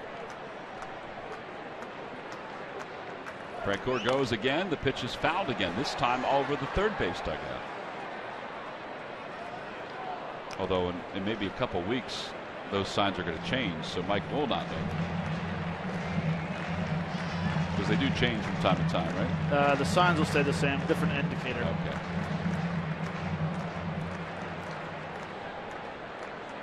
Nine pitches. This would be number 9 for Cody Ashe. Francoeur getting his sprints in, goes again. The pitch is lined foul down the right field line.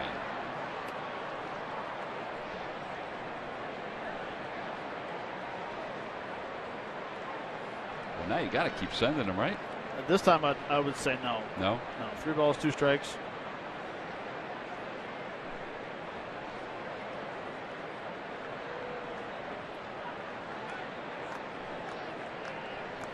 He's going, but he gone. And the pitch is lined, caught by Ryan Zimmerman. It'll be a double play. What a play. And what reactions by Ryan Zimmerman over at first base.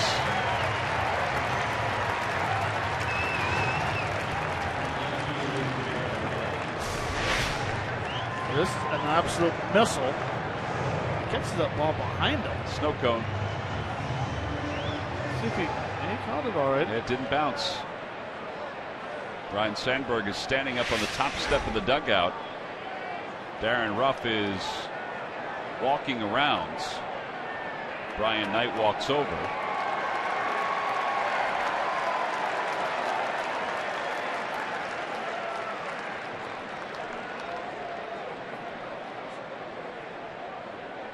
That's some tough luck right there. That ball would have down the corner. He hit that ball right on the nose. Yeah, you're right. That ball would have gone down to the corner, and Frank Ford would have scored from first. Well, he was a Gold Glover over third. That diminished because of his throws. He doesn't really have to make those kind of throws at first. So there are those that think he's going to become a Gold Glover again over there. Made a couple good plays in this series. Breaking ball, 1-2. What was it, last year when he came back from the thumb injury? Thumb injury, right? He had last year? Or since he's come back, whatever, from that injury, he's only made 2 errors at first base. I hesitated because he's had so many shoulder injuries, and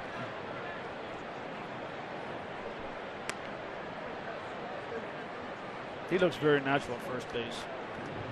Those are his numbers over third, a .957 fielding percentage. That has gotten worse as the years have gone on because of his throws. 2 balls, 2 strikes to Darren Ruff. Swing and a miss. And Jordan Zimmerman works out of this 6th inning. Thanks to Ryan Zimmerman over at first base. This ball was smoked by Cody Ashe, and not much anybody could do. We'll go to the bottom of the 6th inning.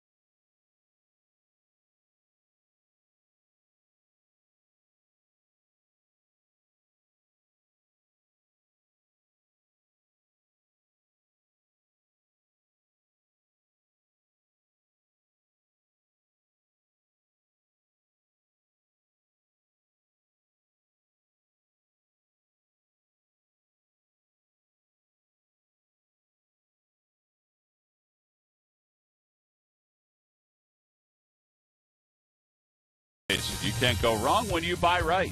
Buy the Pennsylvania Lottery, benefits older Pennsylvanians. And buy Toyota. Where will Toyota take you? Visit buyatoyota.com to find out. Toyota, let's go places.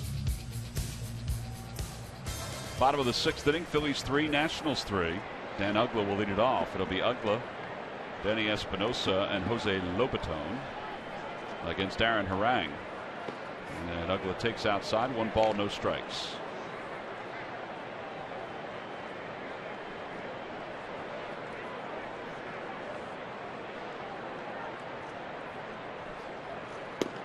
Two and 0 to Uggla.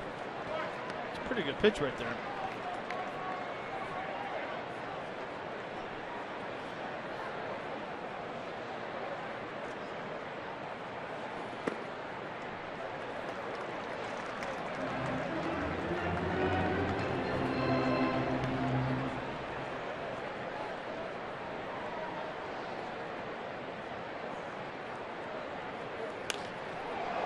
Green light, and then he whacks it foul, and it's 3-1.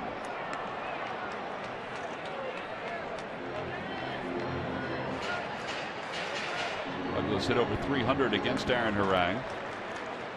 The ball went into somebody's hands pretty quickly. And now 3-2.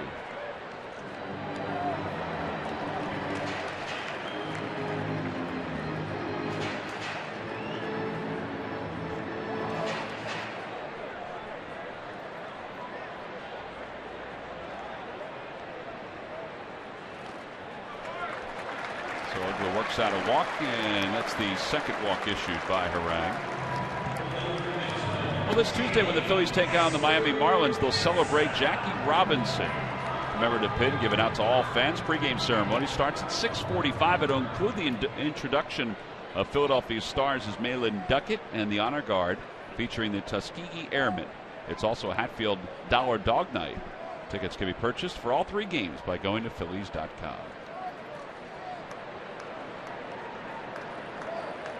Now Espinosa. Kind of an interesting story about Danny Espinosa, switch hitter, who in the spring decided to scrap switch hitting. He's hitting exclusively right-handed, and then decided to switch back. And the reason was that he was hitting exclusively right-handed is because last year, as a left-handed batter, he hit just 183. That one's hit out toward right field. Francora on the run, and he makes the catch. And Uggla will have to get back to first. Now with that out, he's now 4 for 11 as a left-handed hitter this year with 2 home runs. Well, if you look at the numbers, I mean, you'd have to break down these numbers. Who he faced last year. You know, what days did he start? Which right-handed pitchers did he face? He's probably faced a lot of closers in situations, and that's why I always like to swing, especially left-handed. I think he has a very nice swing. He's hit a home run in this series, a line drive right there. He really lost his opportunity to play every day. Well, he may get it back, at least for the time being, because Escobar, depending on how bad that groin is probably going to be on the shelf. So Espinosa most likely will play third while he's out until Rendon comes back. Outside 2-0 to Lobaton. And Escobar does not want to leave third base. I did see that. He does not want to go back on the right side of the infield. He wants to stay on the left side. He may have to go back to the right side of the infield.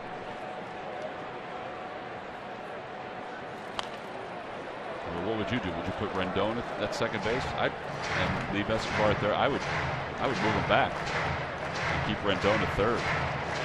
I thought Rendon was really good at third last year. I thought he was too. The only thing with Escobar is his range at second base. Whereas Rendon probably has more range at second base. Yeah. That's a good point.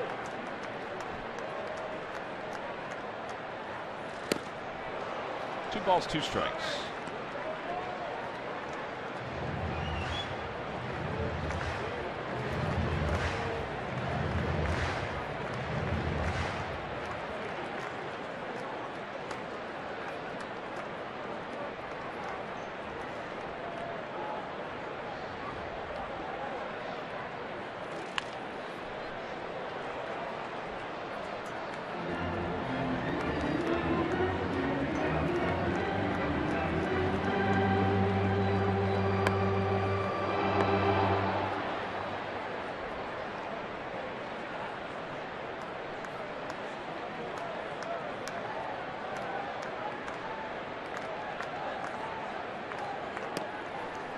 Outside 3-2. Pitchers up next for the Nationals. If they get a guy in scoring position here, they may wind up pinch hitting for Jordan Zimmerman. They have bullpen action still in the pen. Reed Johnson has his helmet, has his bat. Runner goes, pitches hit foul again.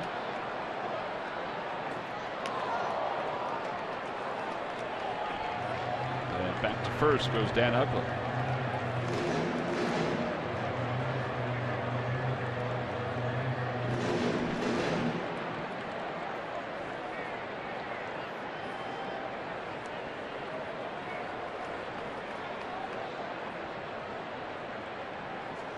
They had Uggla leaning a little bit on that one, but he gets back ahead of the tag.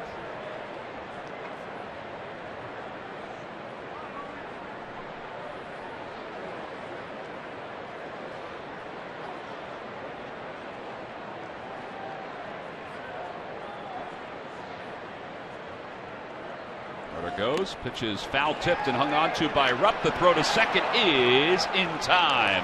It's a strikeout throw out double play.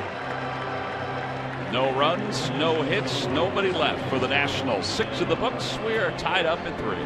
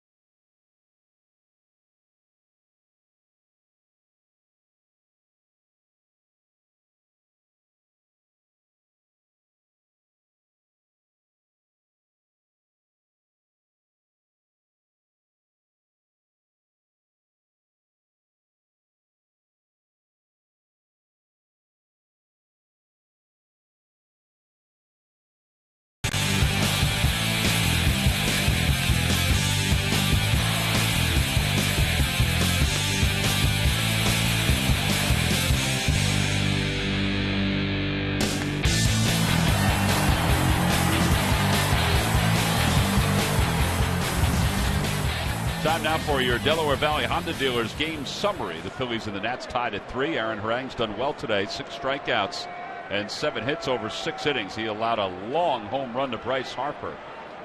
That tied this ball game up. Jordan Zimmerman, 4 hits, 3 runs, 1 earned. His defense left him, particularly his shortstop Ian Desmond. So now as we go to the top of the 7th inning, the Phillies trying to get something going at the bottom of the order.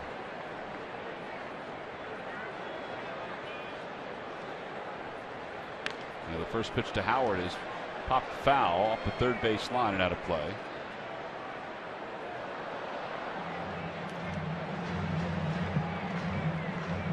Howard is 0 for 2. He has struck out. He's grounded out to third. Or I should say he's grounded out to the right side where the third baseman Espinosa is playing. Luis Garcia warming in the bullpen. 1 ball, 1 strike.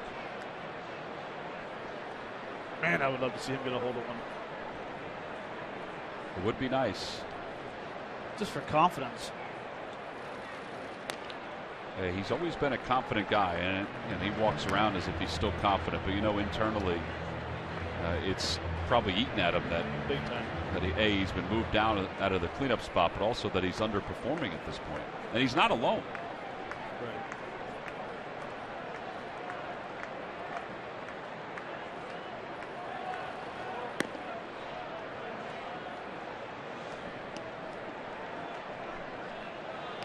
Ben Revere has his helmet on and a bat on his shoulder.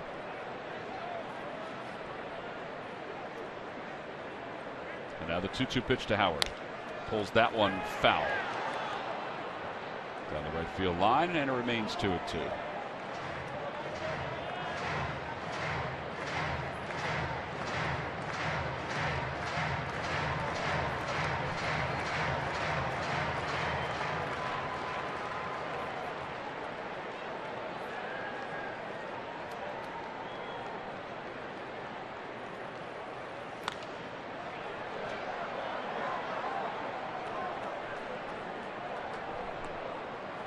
Aaron Harang's day is probably done after 6 innings, 3 runs. Phillies have a rested bullpen. At least it seems that way. Guys like Garcia, guys like Giles, guys like Papelbon, even Diekman haven't worked a whole lot. DeFreitas has had a couple of days off. Yeah, DeFreitas and McGowan threw a lot in the Mets series. Not many other guys did, but they've since had a chance to recuperate. Outside, ball 4. Howard draws a walk, so he's aboard.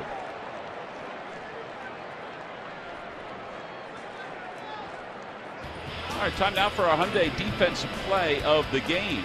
Well, came back in the 6th inning. Line drive by Cody Ashley, and there he is again. We saw him yesterday in the 5th inning. Well, today he makes the play in the 6th inning. Makes a very nice catch. That's why he is the defensive play of the game, brought to you by Hyundai. Now Ryan Howard is going to be lifted from this ball game. Ben Revere is going to come in to pinch run. Well, I guess the thought is put some more speed on the base paths. So Revere will come in to pinch run. Darren Ruff most likely will go over to play first base.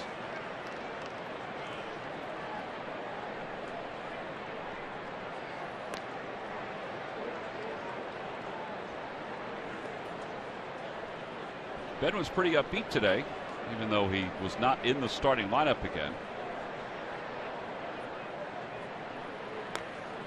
And he draws another throw.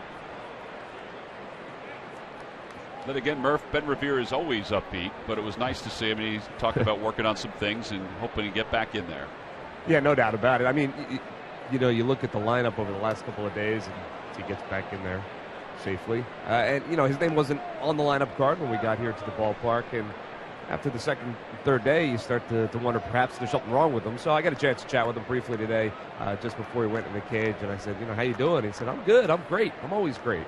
He is. He's upbeat. Certainly wants to be in there playing every day.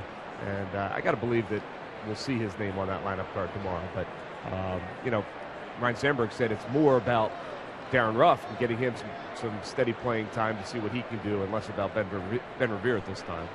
Yeah, the other part, too, is Herrera's been hitting. So that's another spot where Revere could play center field.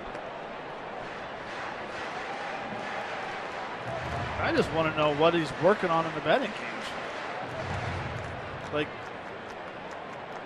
average-wise, yeah, it shows on paper that he's not hitting for a great average, but he has swung the bat pretty good. And his track record is that he is a slow starter. Now, everybody's been a slow starter this month. Again, there's only a couple guys that are hitting. Galvis was over 300 when today began. He has 2 hits. Ashe was over 300 today, and he has a double. Beyond that, though, everybody else has struggled. Chase has struggled. Howard has struggled. Carlos Ruiz has struggled. Another throw over, and Revere again scampers back.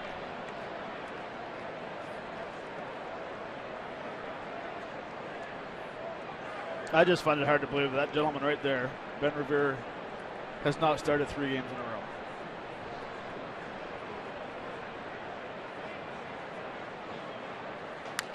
Another foul ball, and it remains 0-2.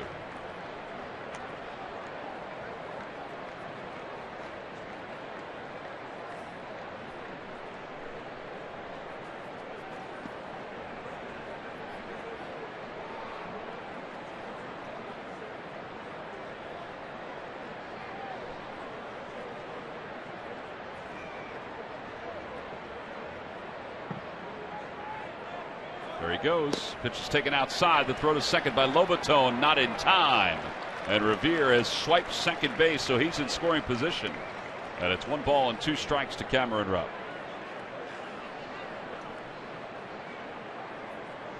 Well, Ben gets a tremendous jump.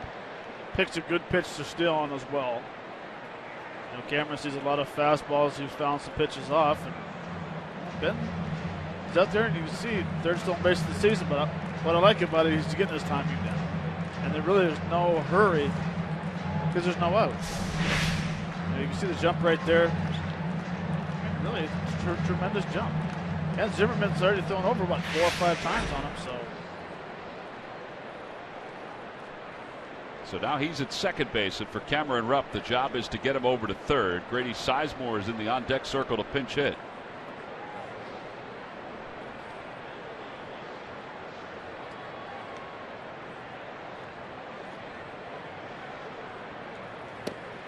outside, 2-2.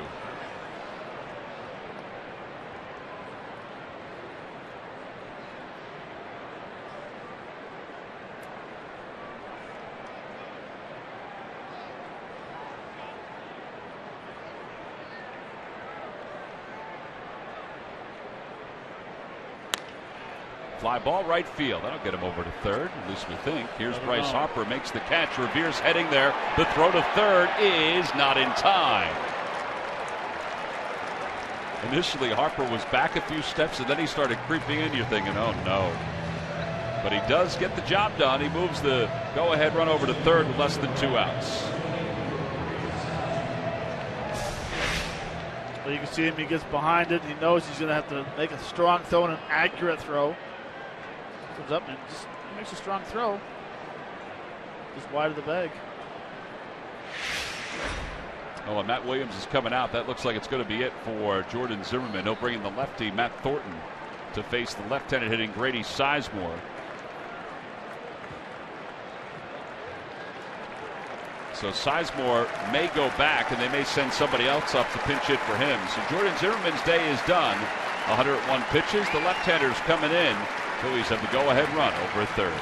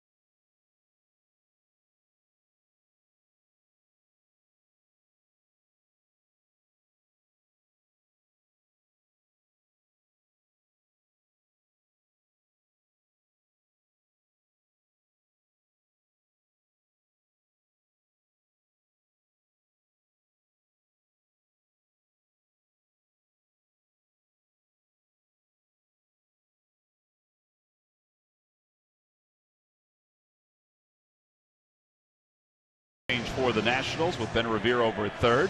This Wednesday, when the Phillies take on the Miami Marlins at Citizens Bank Red Goes Green Night, all fans will receive the MLB Network reusable tote. Tickets can be purchased for any of those games by going to Phillies.com. So Matt Thornton comes on, and it's going to be Grady Sizemore. Thought maybe they would go to Andres Blanco or Cesar Hernandez, but they're going to stay with the lefty Grady Sizemore. Thornton 2 innings so far in 4 games. Infield is in. Let's see if Sizemore can get that fly ball or a base hit here.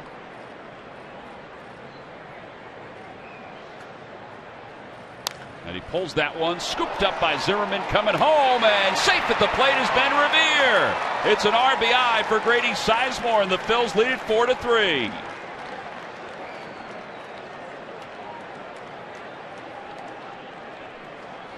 Well, thankfully, Revere has the speed. Well, it's an unbelievable jump at third base. He's going on contact for once. You don't worry about your line drives. Sizemore absolutely crushes the ball to Zimmermann, who makes a very nice play. But it's his second. I mean, look how quick that ball gets to first. Strong throw, but not even close. That's a pretty good play right there. But right there, I mean, he's already gone by easily. Tremendous jump. So it's 4-3 Phils here at the top of the 7th inning. Here's Herrera as Thornton throws over to first. You can finish the lineup on Zimmermann. He's charged with all 4 runs today. I mean, look, he just takes off. He has the walking lead, and as the point of contact, as soon as it's hit, he is gone.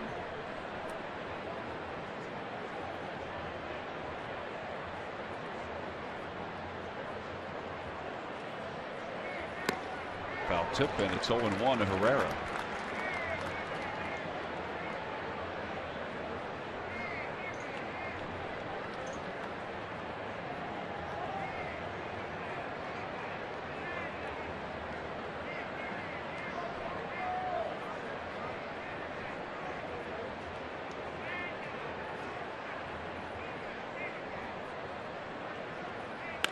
Chopper left side, and now sneak into left field, a base hit.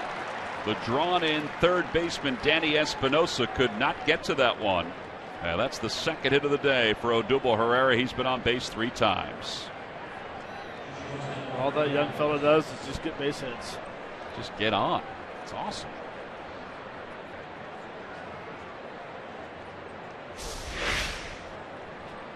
Espinosa's playing in with Casey Bunce, and once again, good placement. Let's see if the Phils can put up another run here. They scored 2 in the 3rd, 1 in the 5th. They've gotten 1 here in the 7th to take the lead again. Freddie Galvis, the batter. Galvis is 2 for 3 today. And he pokes it foul. It's 0-1.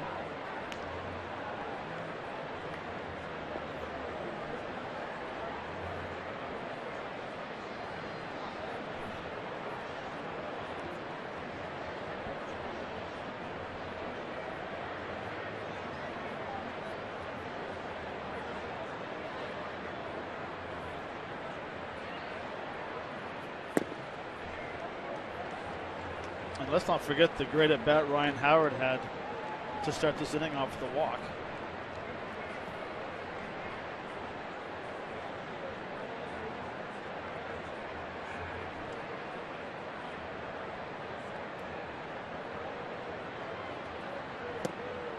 Down and away, 2-1. I've never noticed before the Freddie Galvis' front foot. It's almost out of the batter's box. Yeah, we saw that the other day, and I'm with you. I don't think I had noticed that before either. Spins that one out towards second. Ugla, infield fly rule is called, makes the catch. Yeah, there are 2 outs. And here's Chase Utley.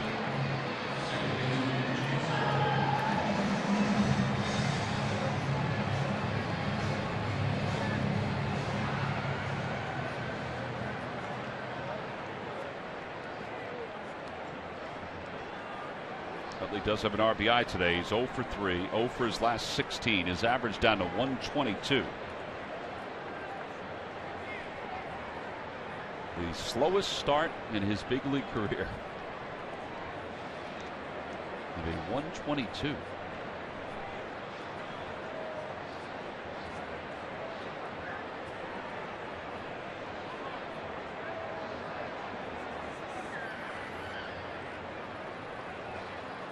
Pulls that one toward the hole. Diving. Stops Zimmerman. He flips the Thornton covering in time.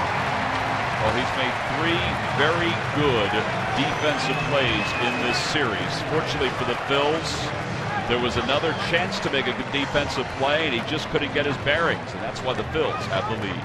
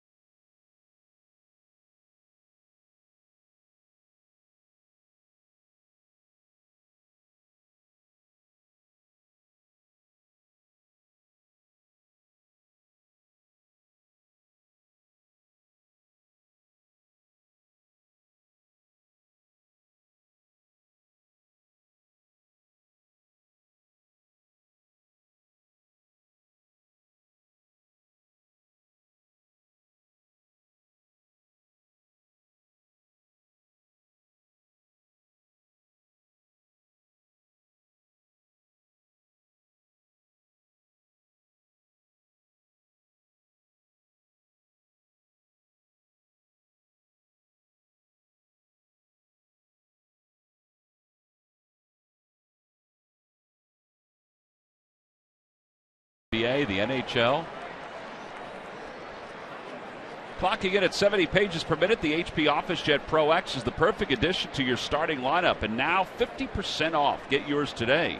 From who? But W.B. Mason. Phillies have made some defensive changes. The Nationals will have Reed Johnson pinch hit against Luis Garcia. First pitch is upstairs. It's 1-0. Ben Revere stays in the ball game. He's in left field. And Darren Ruff moves from left field over to first base. Garcia's been good for the Phils.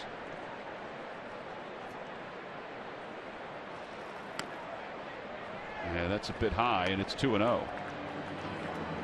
4 strikeouts and 5 innings of work right now for Garcia, trying to set up the 8th inning for Giles and the 9th inning for Papelbon, with the Phillies on top.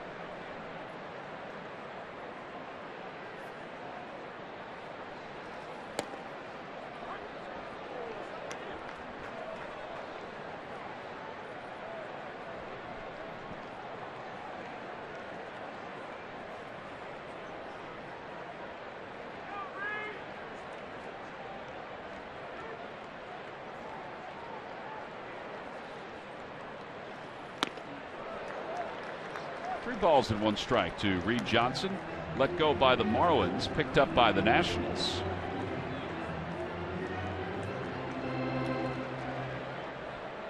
There's Taylor on deck.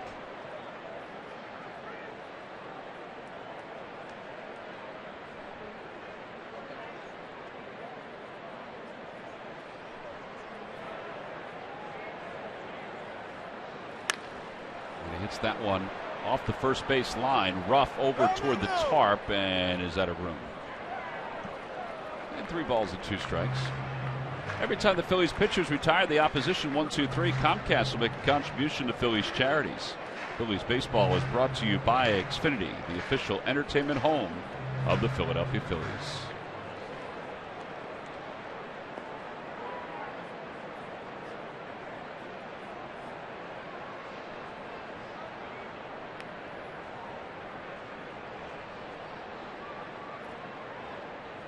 Swing and a miss. 97 on that fastball.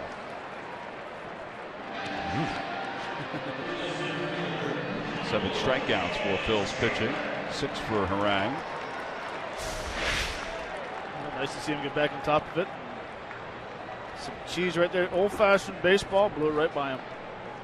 97. It's just a remarkable story that Garcia was out of baseball and was going to be a barber, basically. He's going to cut hair. So we saw him as Taylor bunts that one toward first. And Luis off the mound quickly, in time on the flip to first. 2 outs.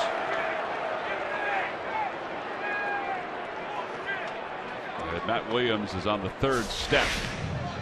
Well, he does an unbelievable job getting over and getting the bunt. But right here he has a little problem. He gets caught in his glove when he flips it. That's the reason why he kind of threw a changeup at first base. See right there, they're coming out. Come on, ball. Come on, ball.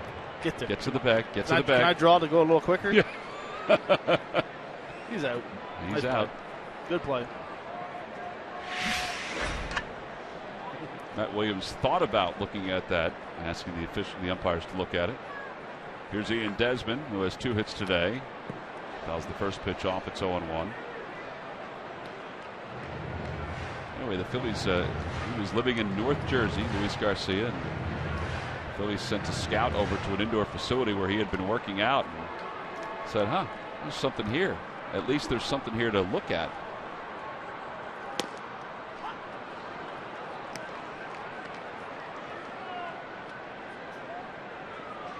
So after 2 seasons with the Phils in the minor leagues, there he is back in the big leagues.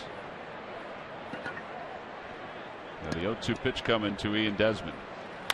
Back toward the middle. Galvis can't get there. 3rd hit of the day for Desmond.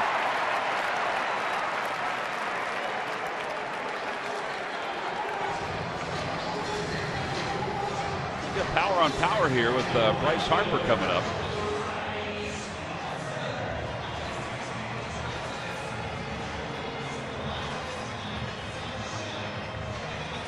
Desmond hasn't hit the ball really hard the last couple of games.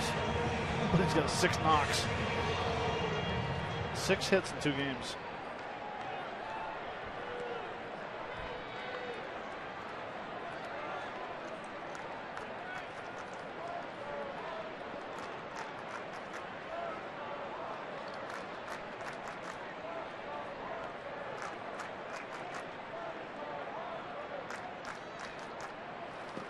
That one goes between the legs of Cameron Rupp, and it's going to move Desmond up to second base. A wild pitch charged to Garcia. 1 ball, no strikes to Bryce Harper. Well, Bryce Harper certainly didn't miss his last at-bat. No, he didn't. He got a 3-2 fastball right here, or 3-1, sorry, down the middle of the plate, and absolutely destroyed that one off the back wall in center field. Young man's got some power, that's for sure. Just 22 years old.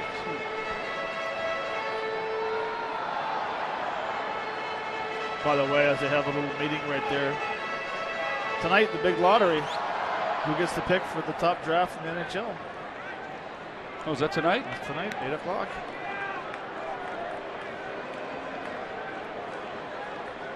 You going to watch it? You're going to walk Harper intentionally now to face Ryan Zimmerman.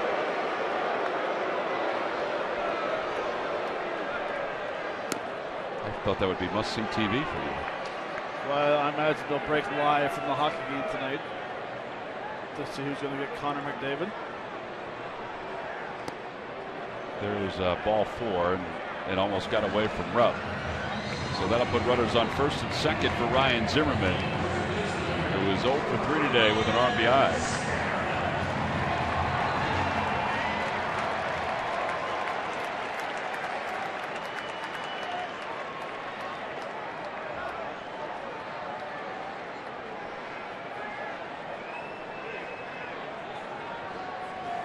Rupp was looking over to the dugout for a while to see what defensive call Ryan Sandberg wanted. Larry Bow is positioning some of the infielders. Ryan Zimmerman stands in. Runners on first and second. 1-run lead for the Phils here in the bottom of the 7th inning.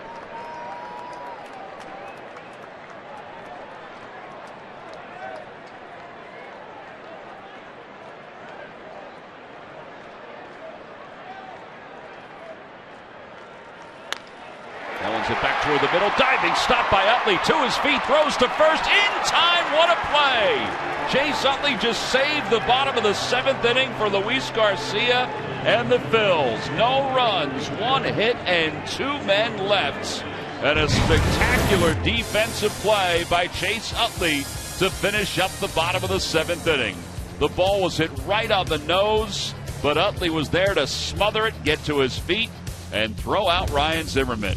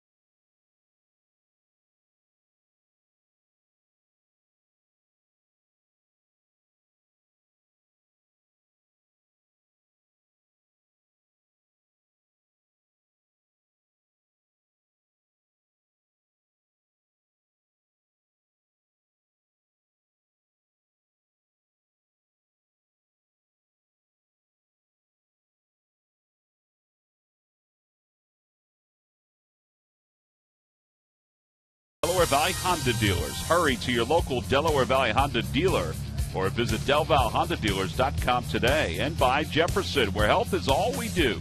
Call 1-800-JEFF now or visit jefferson.edu. Top of the 8th inning, Phillies up 4-3. Chase Utley just made a wonderful defensive play to end a potential rally by the Nationals. It also would have plated the tying run. So now we go to the top of the 8th. Jeff Francoeur leads it off. Francoeur takes a strike from Aaron Barrett, the new pitcher for the Nationals. Barrett takes over for Thornton. 7 strikeouts at 4 2/3.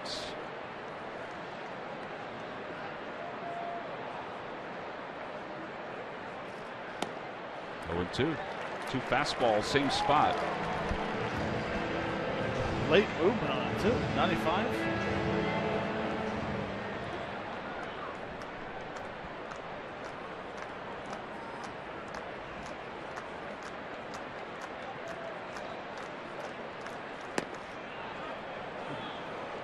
Pretty close pitch, and now it's 1 ball and 2 strikes. It must have been up a little bit. Ken Giles warming in the bullpen. As we expected, Kenny will be pitching in the 8th inning. Swing and a miss, a breaking ball. And Francoeur is struck out, so 1 away. Cody Ashley's coming up. It's time for the Major League Notebook. Murph? All right, thank you very much, Tom. Well, Mike Trout made a little bit of history last night. He had 2 home runs in their win last night, 5 RBIs, and he is also the youngest player ever to have 100 home runs and 100 steals in a season. He passed Alex Rodriguez, who did hold that record as the youngest player. He's also batting .444 in the season and has hit safely in all 10 of the Angels games so far this year. And this certainly is worth a mention in the Major League Notebook. How about Vin Scully, who's starting his 66th season with the Los Angeles Dodgers. So the 65th anniversary of his very first game is today, a game that the Dodgers lost 9-1 to the Philadelphia Phillies, the Brooklyn Dodgers, that is. So Vin Scully just continues to keep on keeping on, back with the team again this year, and certainly one of the all-time greats, if not the all-time greatest baseball announcer, but he's celebrating another anniversary today. 87 years old. Yeah. Young. Started young, 87 years young. Started with the Dodgers at age 25, along next to Red Barber, calling baseball games in Brooklyn. It really is a remarkable story, and you know, we've all been lucky enough to get a chance to be in his presence. I have over the last couple of years. And it's kind of a thrill, no doubt about it. We've been lucky on so many levels. I mean, not only with Vin, but also getting a chance to work with Harry for as many years as we worked with him. Even Ernie Harwell before he passed away, the longtime voice of the Detroit Tigers. Getting to know Ernie over the years. I mean, we've been really lucky as broadcasters. 1 ball and 2 strikes to Ashe. Had a play. It remains 1-2. Of course, Harry Carey from the Cubs. Did you ever meet him, Matt? I never met him. That's why I'm wondering. Obviously, we know Chip very well, and Skip from the late Skip Carey from the Braves.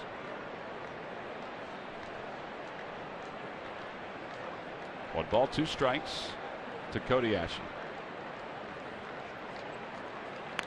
And Ashe loops this one to foul territory. Here comes Espinosa. He won't be able to get to it. And it remains 1-2.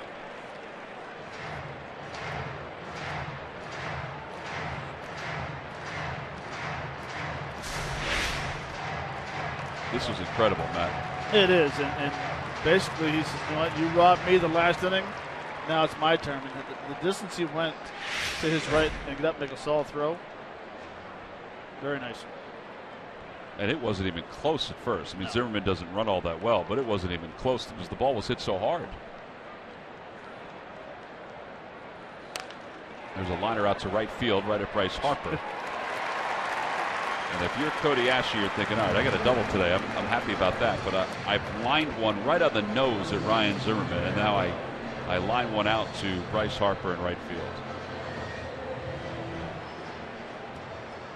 Certainly not going to show up in the stat column, but it's going to be on his mind.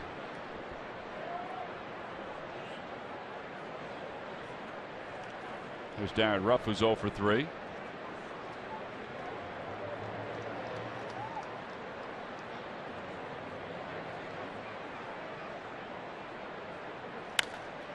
Ruff lifts that one out toward left center field. Robinson going back toward the fence, reaches up, and he makes the catch. A few steps from the fence in left center field in the Phillies bullpen.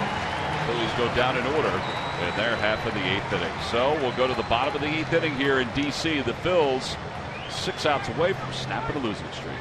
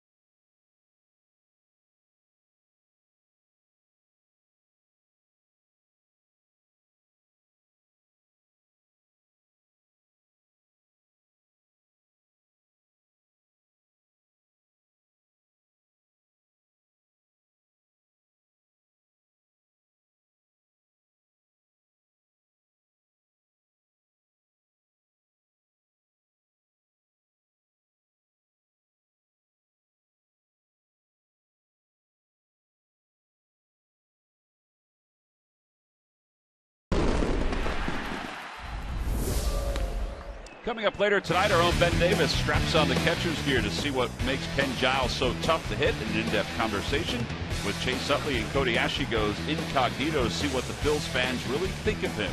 Phillies Clubhouse presented by Mercedes-Benz tonight at 11 right here on Comcast Sportsnet. Well, speaking of Ken Giles, he's into the ball game, his 5th of the year. 6 strikeouts in 3 2/3 so far. Clint Robinson is the first batter he'll face, and he hits one right at Chase Utley for the first out.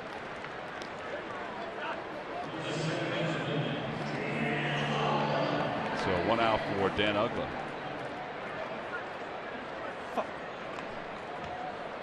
Phillies are hoping for this combination of Giles and Papelbon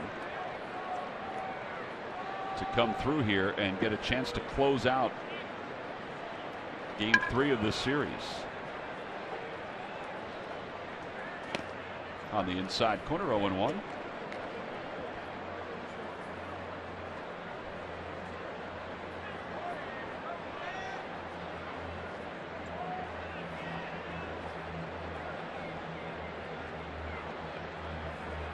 It's the infield shift on Dan Uggla again.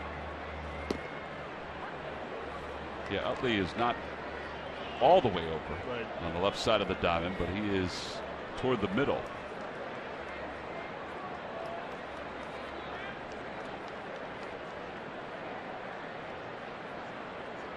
Now the 0-2 pitch.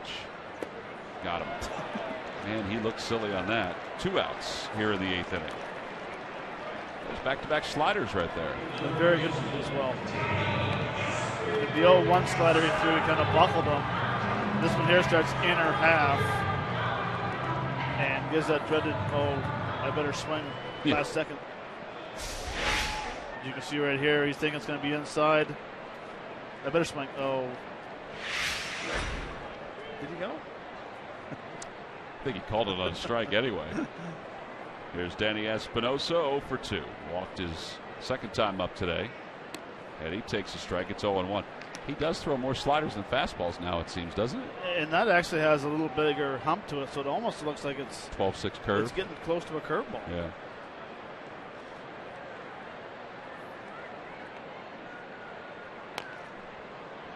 It's 4 straight sliders that he's thrown.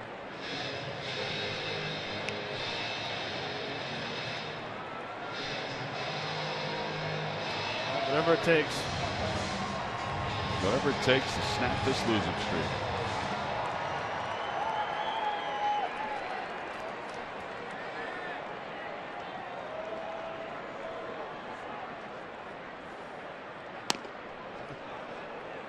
A little high heat.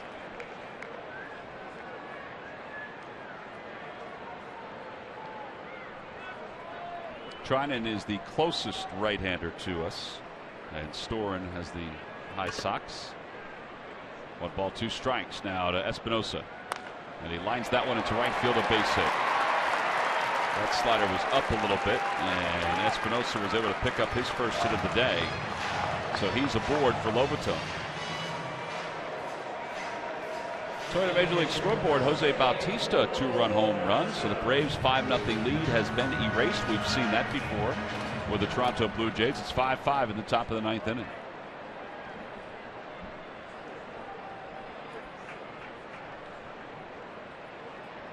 We've seen that before, and we've seen it happen in the blink of an eye, too. Yes. Here's Lobaton, 2 strikeouts and an RBI single. And he lines that one to right field. Francoeur is there, and the inning is over. No runs, 1 hit, 1 man left. Ken Giles, an uneventful bottom of the 8th inning. On to the top of the 9th with the Phils hanging on to a 1-run lead.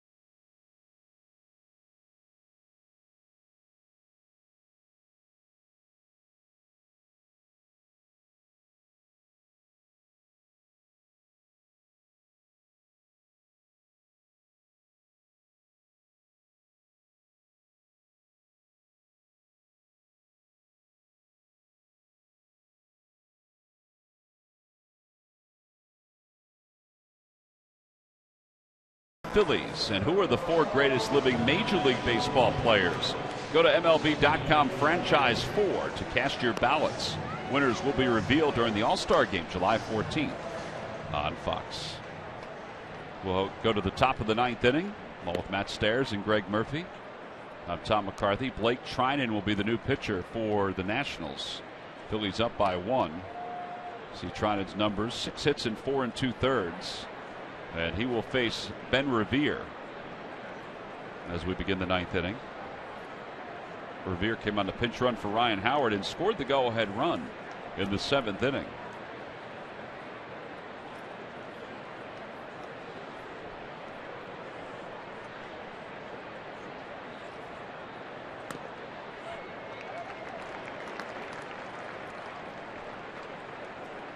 Every reliever that comes in throws 96, 95 plus. And they're not alone here in Washington. It's everybody. Right, everyone. With movement.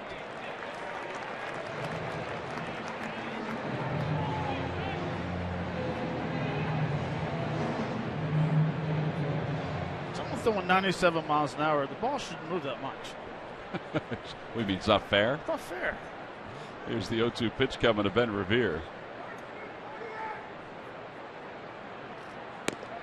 And that moved outside, 1-2.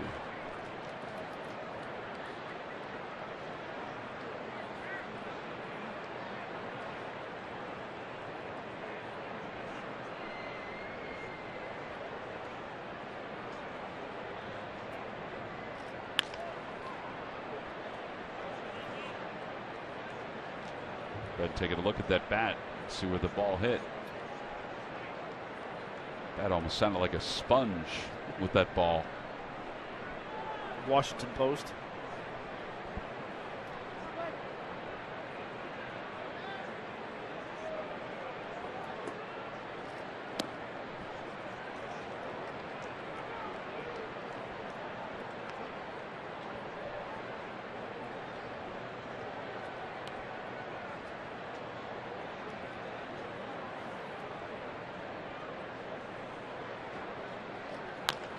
Up the first base line, that'll kick foul.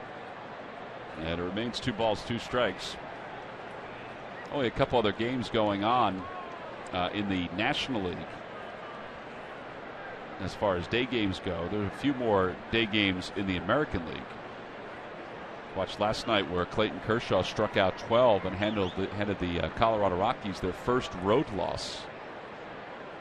After the game, Kershaw said, "Yeah, I really didn't feel all that well." But he struck out 12. Yeah.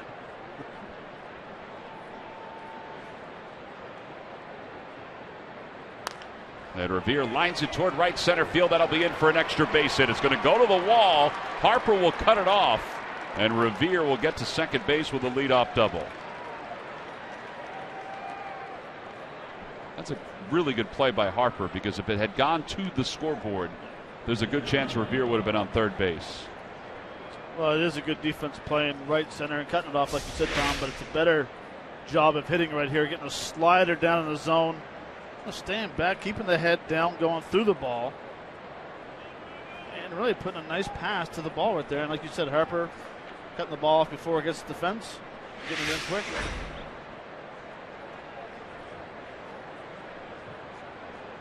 Cameron Rupp was able to get him over to third base on a fly ball his last time up. Cam is 0 for 3 today, but that was an important at bat his last time up. He's trying to get the ball to right field again. He fouls it away. It's 0-1.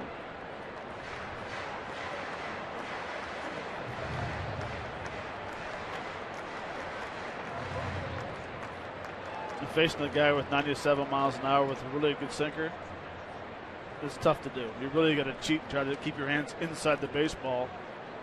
You kind of fillet it to right field.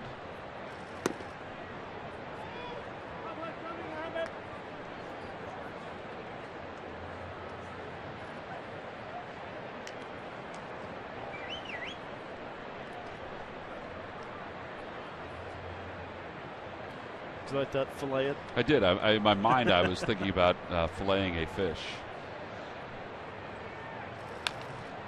He did not fillet that one. He took a big, healthy rip at it. Fillet, feather, all good descriptions. I mean, what kind of fish were you filleting there? I was, well, flounder.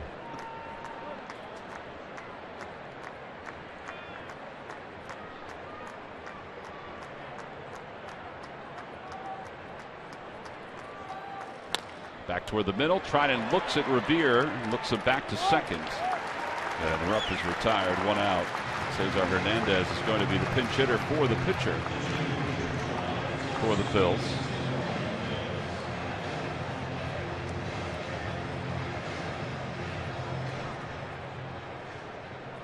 As Jonathan Papelbon loosens up in the bullpen to pitch the bottom of the 9th inning, try to end this 6-game losing streak.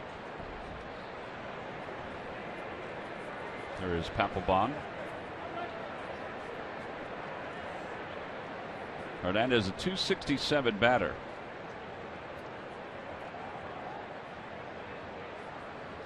And he pulls it to the right side. Revere goes over to third, and there are 2 outs. And it's left up to Odubel Herrera. Oh, don't forget the Phillies will wrap up this series and the road trip tomorrow afternoon. It's a 1:35 first pitch. We'll be on the air at 1:30 on Comcast Sportsnet. The big Sunday show will be on prior to that.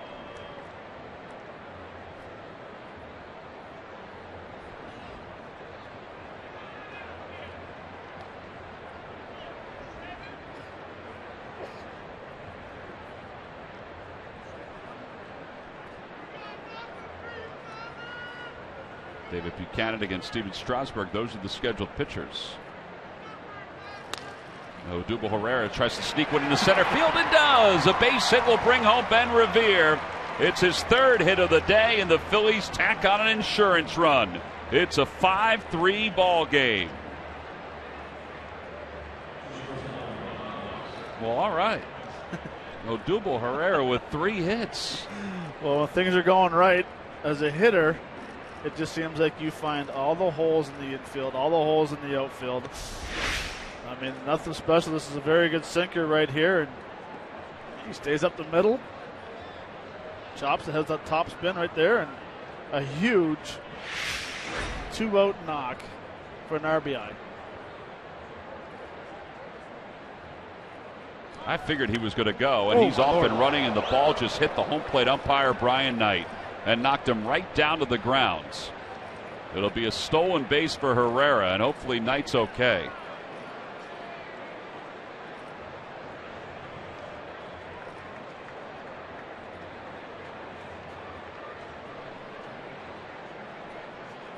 Second stolen base of the day for Odubel Herrera.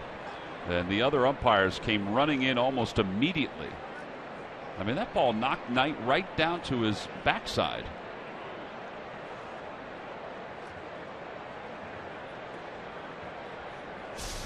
All right, take a look.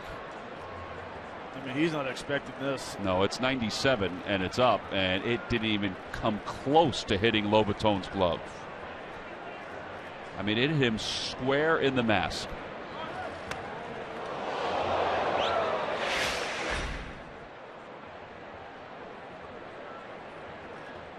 If you're a catcher, you feel awful about that.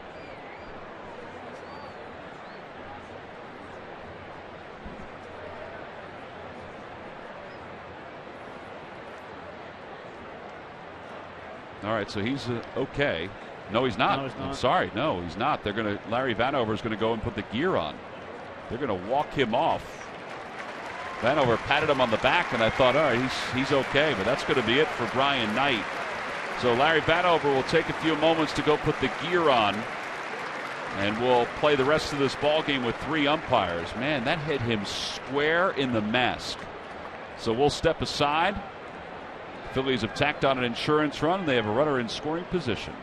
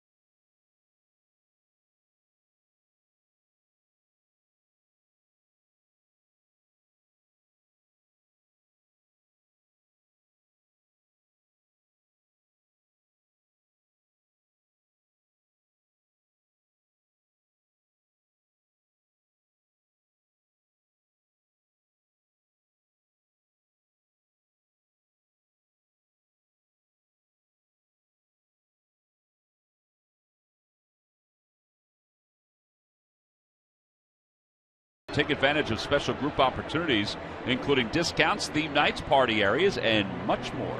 No matter what size group, there are always benefits and special options. For more information, check out Phillies.com/group tickets. We have a delay right now because Larry Vanover, who's the crew chief, just went inside to put his gear on because he is going to take over behind the plate. Brian Knight, the home plate umpire, was hit square in the mask by a fastball from Blake Trinan. Jose Lobaton could not get his glove on it. He's trying to cheat basically to to throw the runner out trying to steal second base. And he didn't even get any glove on it at all. I mean, that hit Brian Knight square, top of the mask. And hopefully he's all right. Oh, man. And, you know, guys get hit with foul balls all the time, right in the mask. Catchers, I mean, you see the reaction of Ruiz last night when he got hit with that one foul ball. And I'm not, you know, who knows what the difference is from one to the other in reality. But he was not even, he couldn't brace himself at all. No. So Trinan will get a chance to warm up here just a little bit and keep his arm loose as Larry Vanover puts the gear on. We mentioned that tomorrow the Phillies and the Nationals will wrap up the series at 1:35. Steven Strasburg is the only Nationals pitcher that the Phillies have not seen this year. Starting pitcher that the Phillies have not seen this year. And David Buchanan, who threw a bullpen session the other day and feels like he's gotten things worked out, will be the starting pitcher for the Phils. Now, I see he's gotten some things worked out.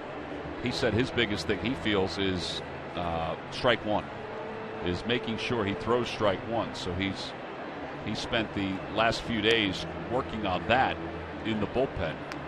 So that'll be the final game of this 4-game series and the 7-game road trip before the Phillies head home. They have an off day on Monday. They take on the Miami Marlins beginning Tuesday. You know, we kind of joked about it at the outset, Matt, about the upcoming 10 games the Phillies had. Remember we were talking about the starting pitchers they would have to face?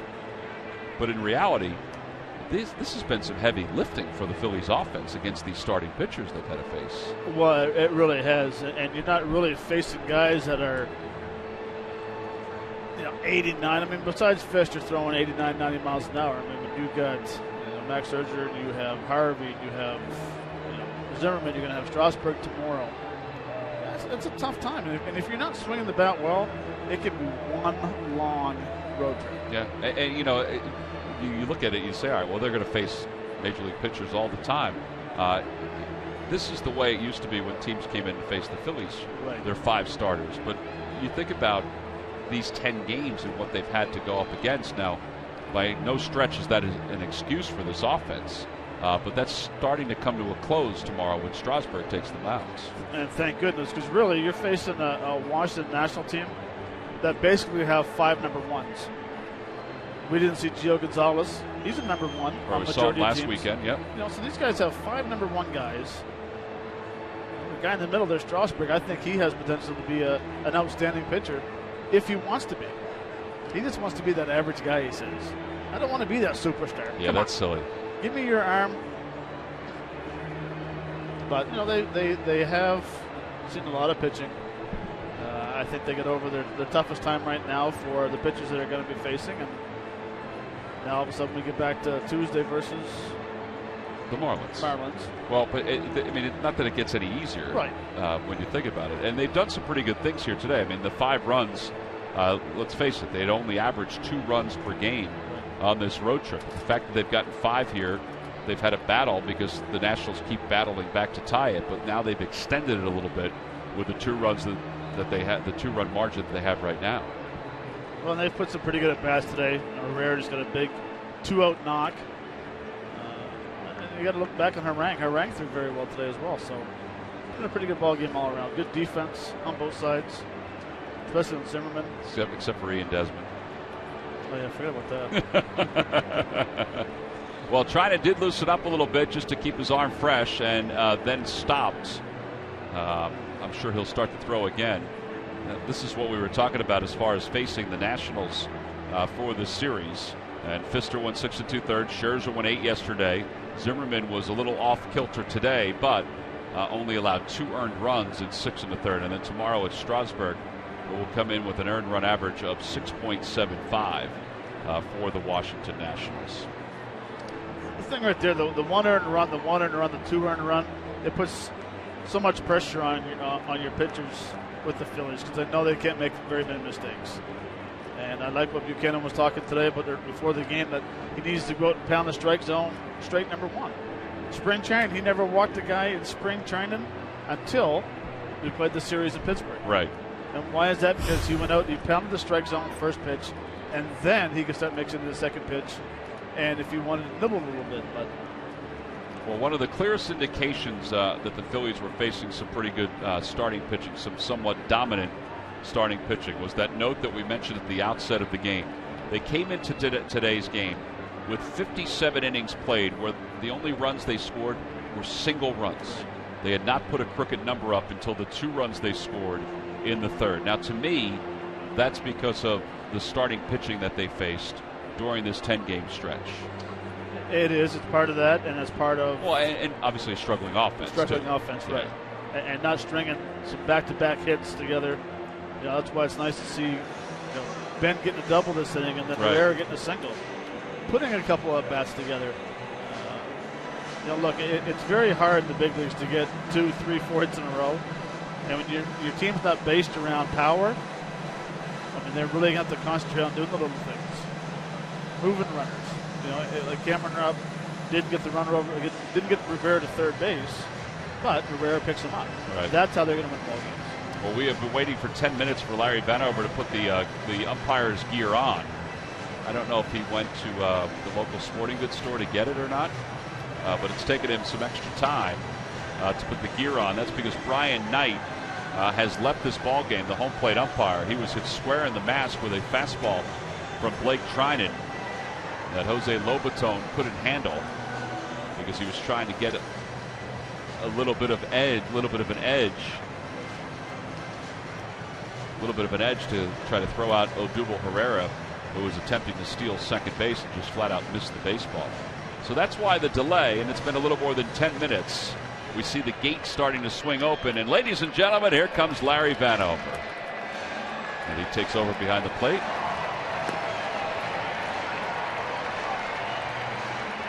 I see, Matt, what happened. He had to go to the dry cleaners to get his jacket.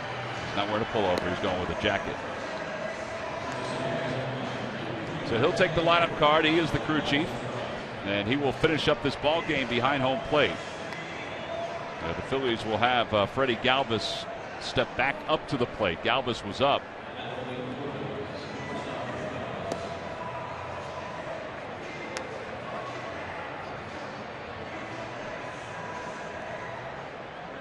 So at a Major League scoreboard, the Blue Jays on a walk-off home run from Josh Donaldson have come all the way back from a 5-0 deficit to win it in 10 over the Atlanta Braves. Josh Donaldson starting to heat up a little bit. A couple home runs the last couple days. Actually 3. Yep. So now Galvis stands back in. The count 1 ball and no strikes to Freddie with a runner at second and 2 men down. And he pulls that one to second base, and Dan Uggla is up with it. And it's time for Jonathan Papelbon to come into the game to try to save it for the Phils and end this 6-game losing streak. The Phils scored insurance run and lead it 5-3.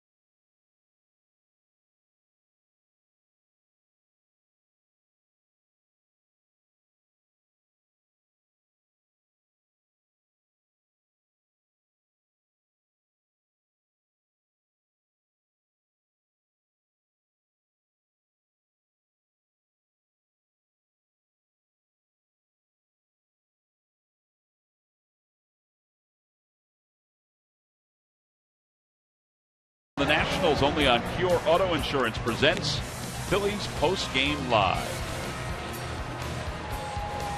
Chris Bryant finally got a hit. I saw that RBI single. 2 walks today. After striking out 3 times yesterday. He was so amped up yesterday. He was swinging at everything. Before the pitcher threw it, he was swinging. Well, here's Papelbon, 4 1/3, 3 strikeouts. Trying to pick up his 3rd save of the season.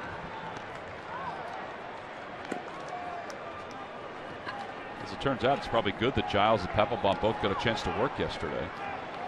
Papelbon with 108 saves. He's 4 away from Jose Mesa, tying Jose Mesa for the Phillies' all-time lead in saves. 327 career saves for Jonathan Papelbon. 18 of them have come against the Nationals. And he'll face Tyler Moore, who will pinch hit.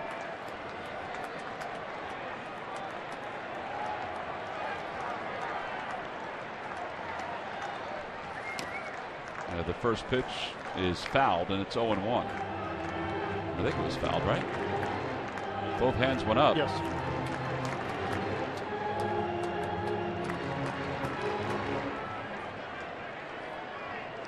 Tyler Moore hitting a $133.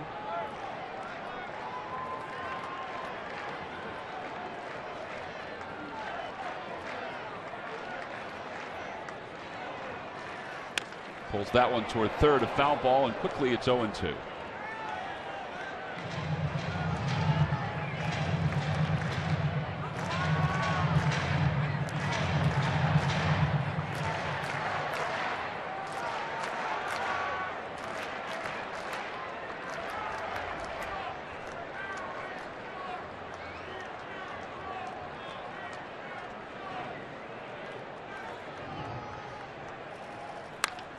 Fly ball right center field. Herrera says he has it, so Francoeur will let him take it.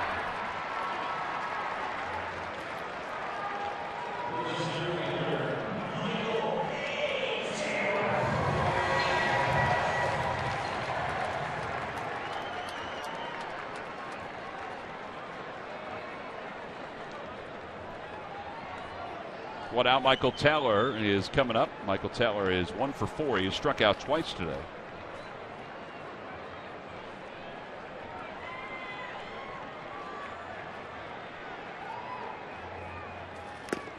And he fouls the first pitch. Foul tip into the glove of Rupp, and it's 0-1.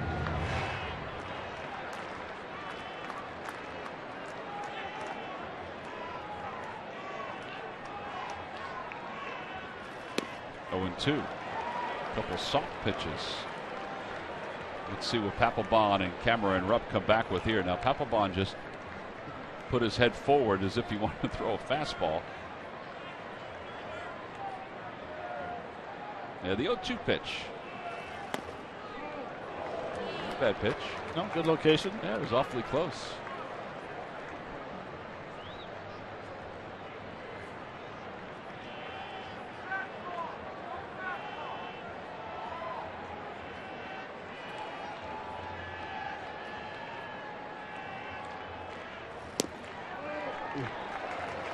Larry Battle really hasn't established a strike zone today. He's only seen 8 pitches, so we're not really sure.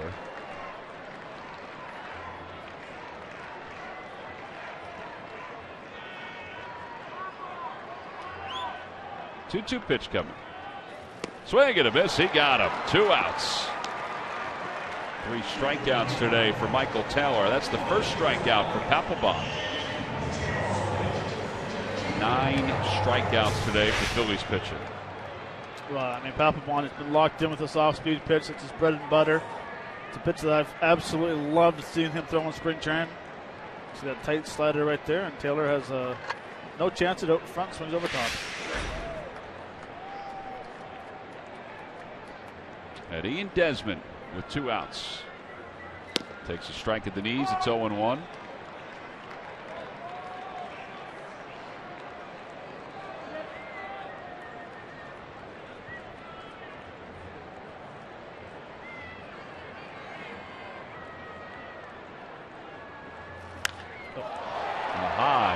Ball to left field. Revere going back. Does he have room? He does. Makes the catch. And the 6-game losing streak is over for the Phils. They win it today 5-3 over the Nationals as Jonathan Papelbon closes the door A 1-2-3 bottom of the 9th inning. Well, this turned out to be a very good win for the Phils, and Odubel Herrera had a lot to do with it. He is our Chevrolet player of the game, 3 for 4, a double, 2 singles, 2 runs scored, and an RBI. Ryan Sandberg watched Aaron Harang battle through 6 innings. Harang allowed 3 runs during those 6 innings of work, and he'll get the victory for the Phils, his second one of the season. But, man, this was a good win for the Phils to end a 6-game losing streak, and now they can go for a series split tomorrow afternoon. 5-3 the final score. Here are WB Mason deliveries of the game. Well, it's back in the 7th inning. It had started off with Ryan Howard walking. Ben Revere coming in to pinch run. Does a nice job stealing second. Grady Sizemore hits a missile to first base, but not in time for a fielder's choice. We talked about it earlier. A tremendous jump by Ben Revere, and that's why that is the WB Mason delivery of the game. Well, a good win for the Phillies today. They did a lot of things very good, and they also played some solid defense, and they've got contributions from everyone, including guys off the bench. And Ben Revere is down with Greg Murphy. Murph? Well, you're exactly right, Tom. Sometimes, even if your name's not in the starting lineup, you can affect the outcome of a baseball game. You certainly did that today. You get on after the walk to Ryan Howard, you steal a base, you tag up, and then you score. Nice to get your legs working, I guess, and get the team ahead. Yeah, it's been a couple of days. He likes to say, Nationals, they're a great team. This is real big. Hopefully we'll come back tomorrow and tie this thing up, series up. So, everybody pitched great. Harang did well, and everybody did the right things, especially on that one play. Get him over, get him in, and that's what all small ball is all about. Yeah, you guys get the win. Now, you come out and you get in a bat late in the game as well. You get base hit, you get a double. How'd you keep yourself sharp? I saw you working in the cage today. Is that what you do? I can't stay in the dugout. I get too antsy. And, the coaches, they get mad at me, especially Stephen Henderson. I know the crap out of him. But I'll be down there knowing rock a little bit, just run around, just keep the legs warm. Because you never know, somebody, tweak a groin, hamstring or something, and they want to go in there, cold-blooded, and you do the same thing. But, just stay warmed up. You never know when your name's going to be called. And actually, I was talking to somebody today about that. It's just, you never know. Though your name's not in the lineup card, you may have to come in and get a big hit or a big run or something and have the team win the game. Pretty nice to have the 6-game losing streak come to an end. Yeah, so hopefully we'll go a 6-game winning streak or more. That's the way to think about it. Ben, thanks for your time. Guys, back upstairs. All right, Murph, thank you very much. We appreciate that. Ben Revere using his legs, coming off the bench, scoring. A couple big runs for the Phils. They win it today to end a 6-game losing streak. We'll be back to wrap it up right after this.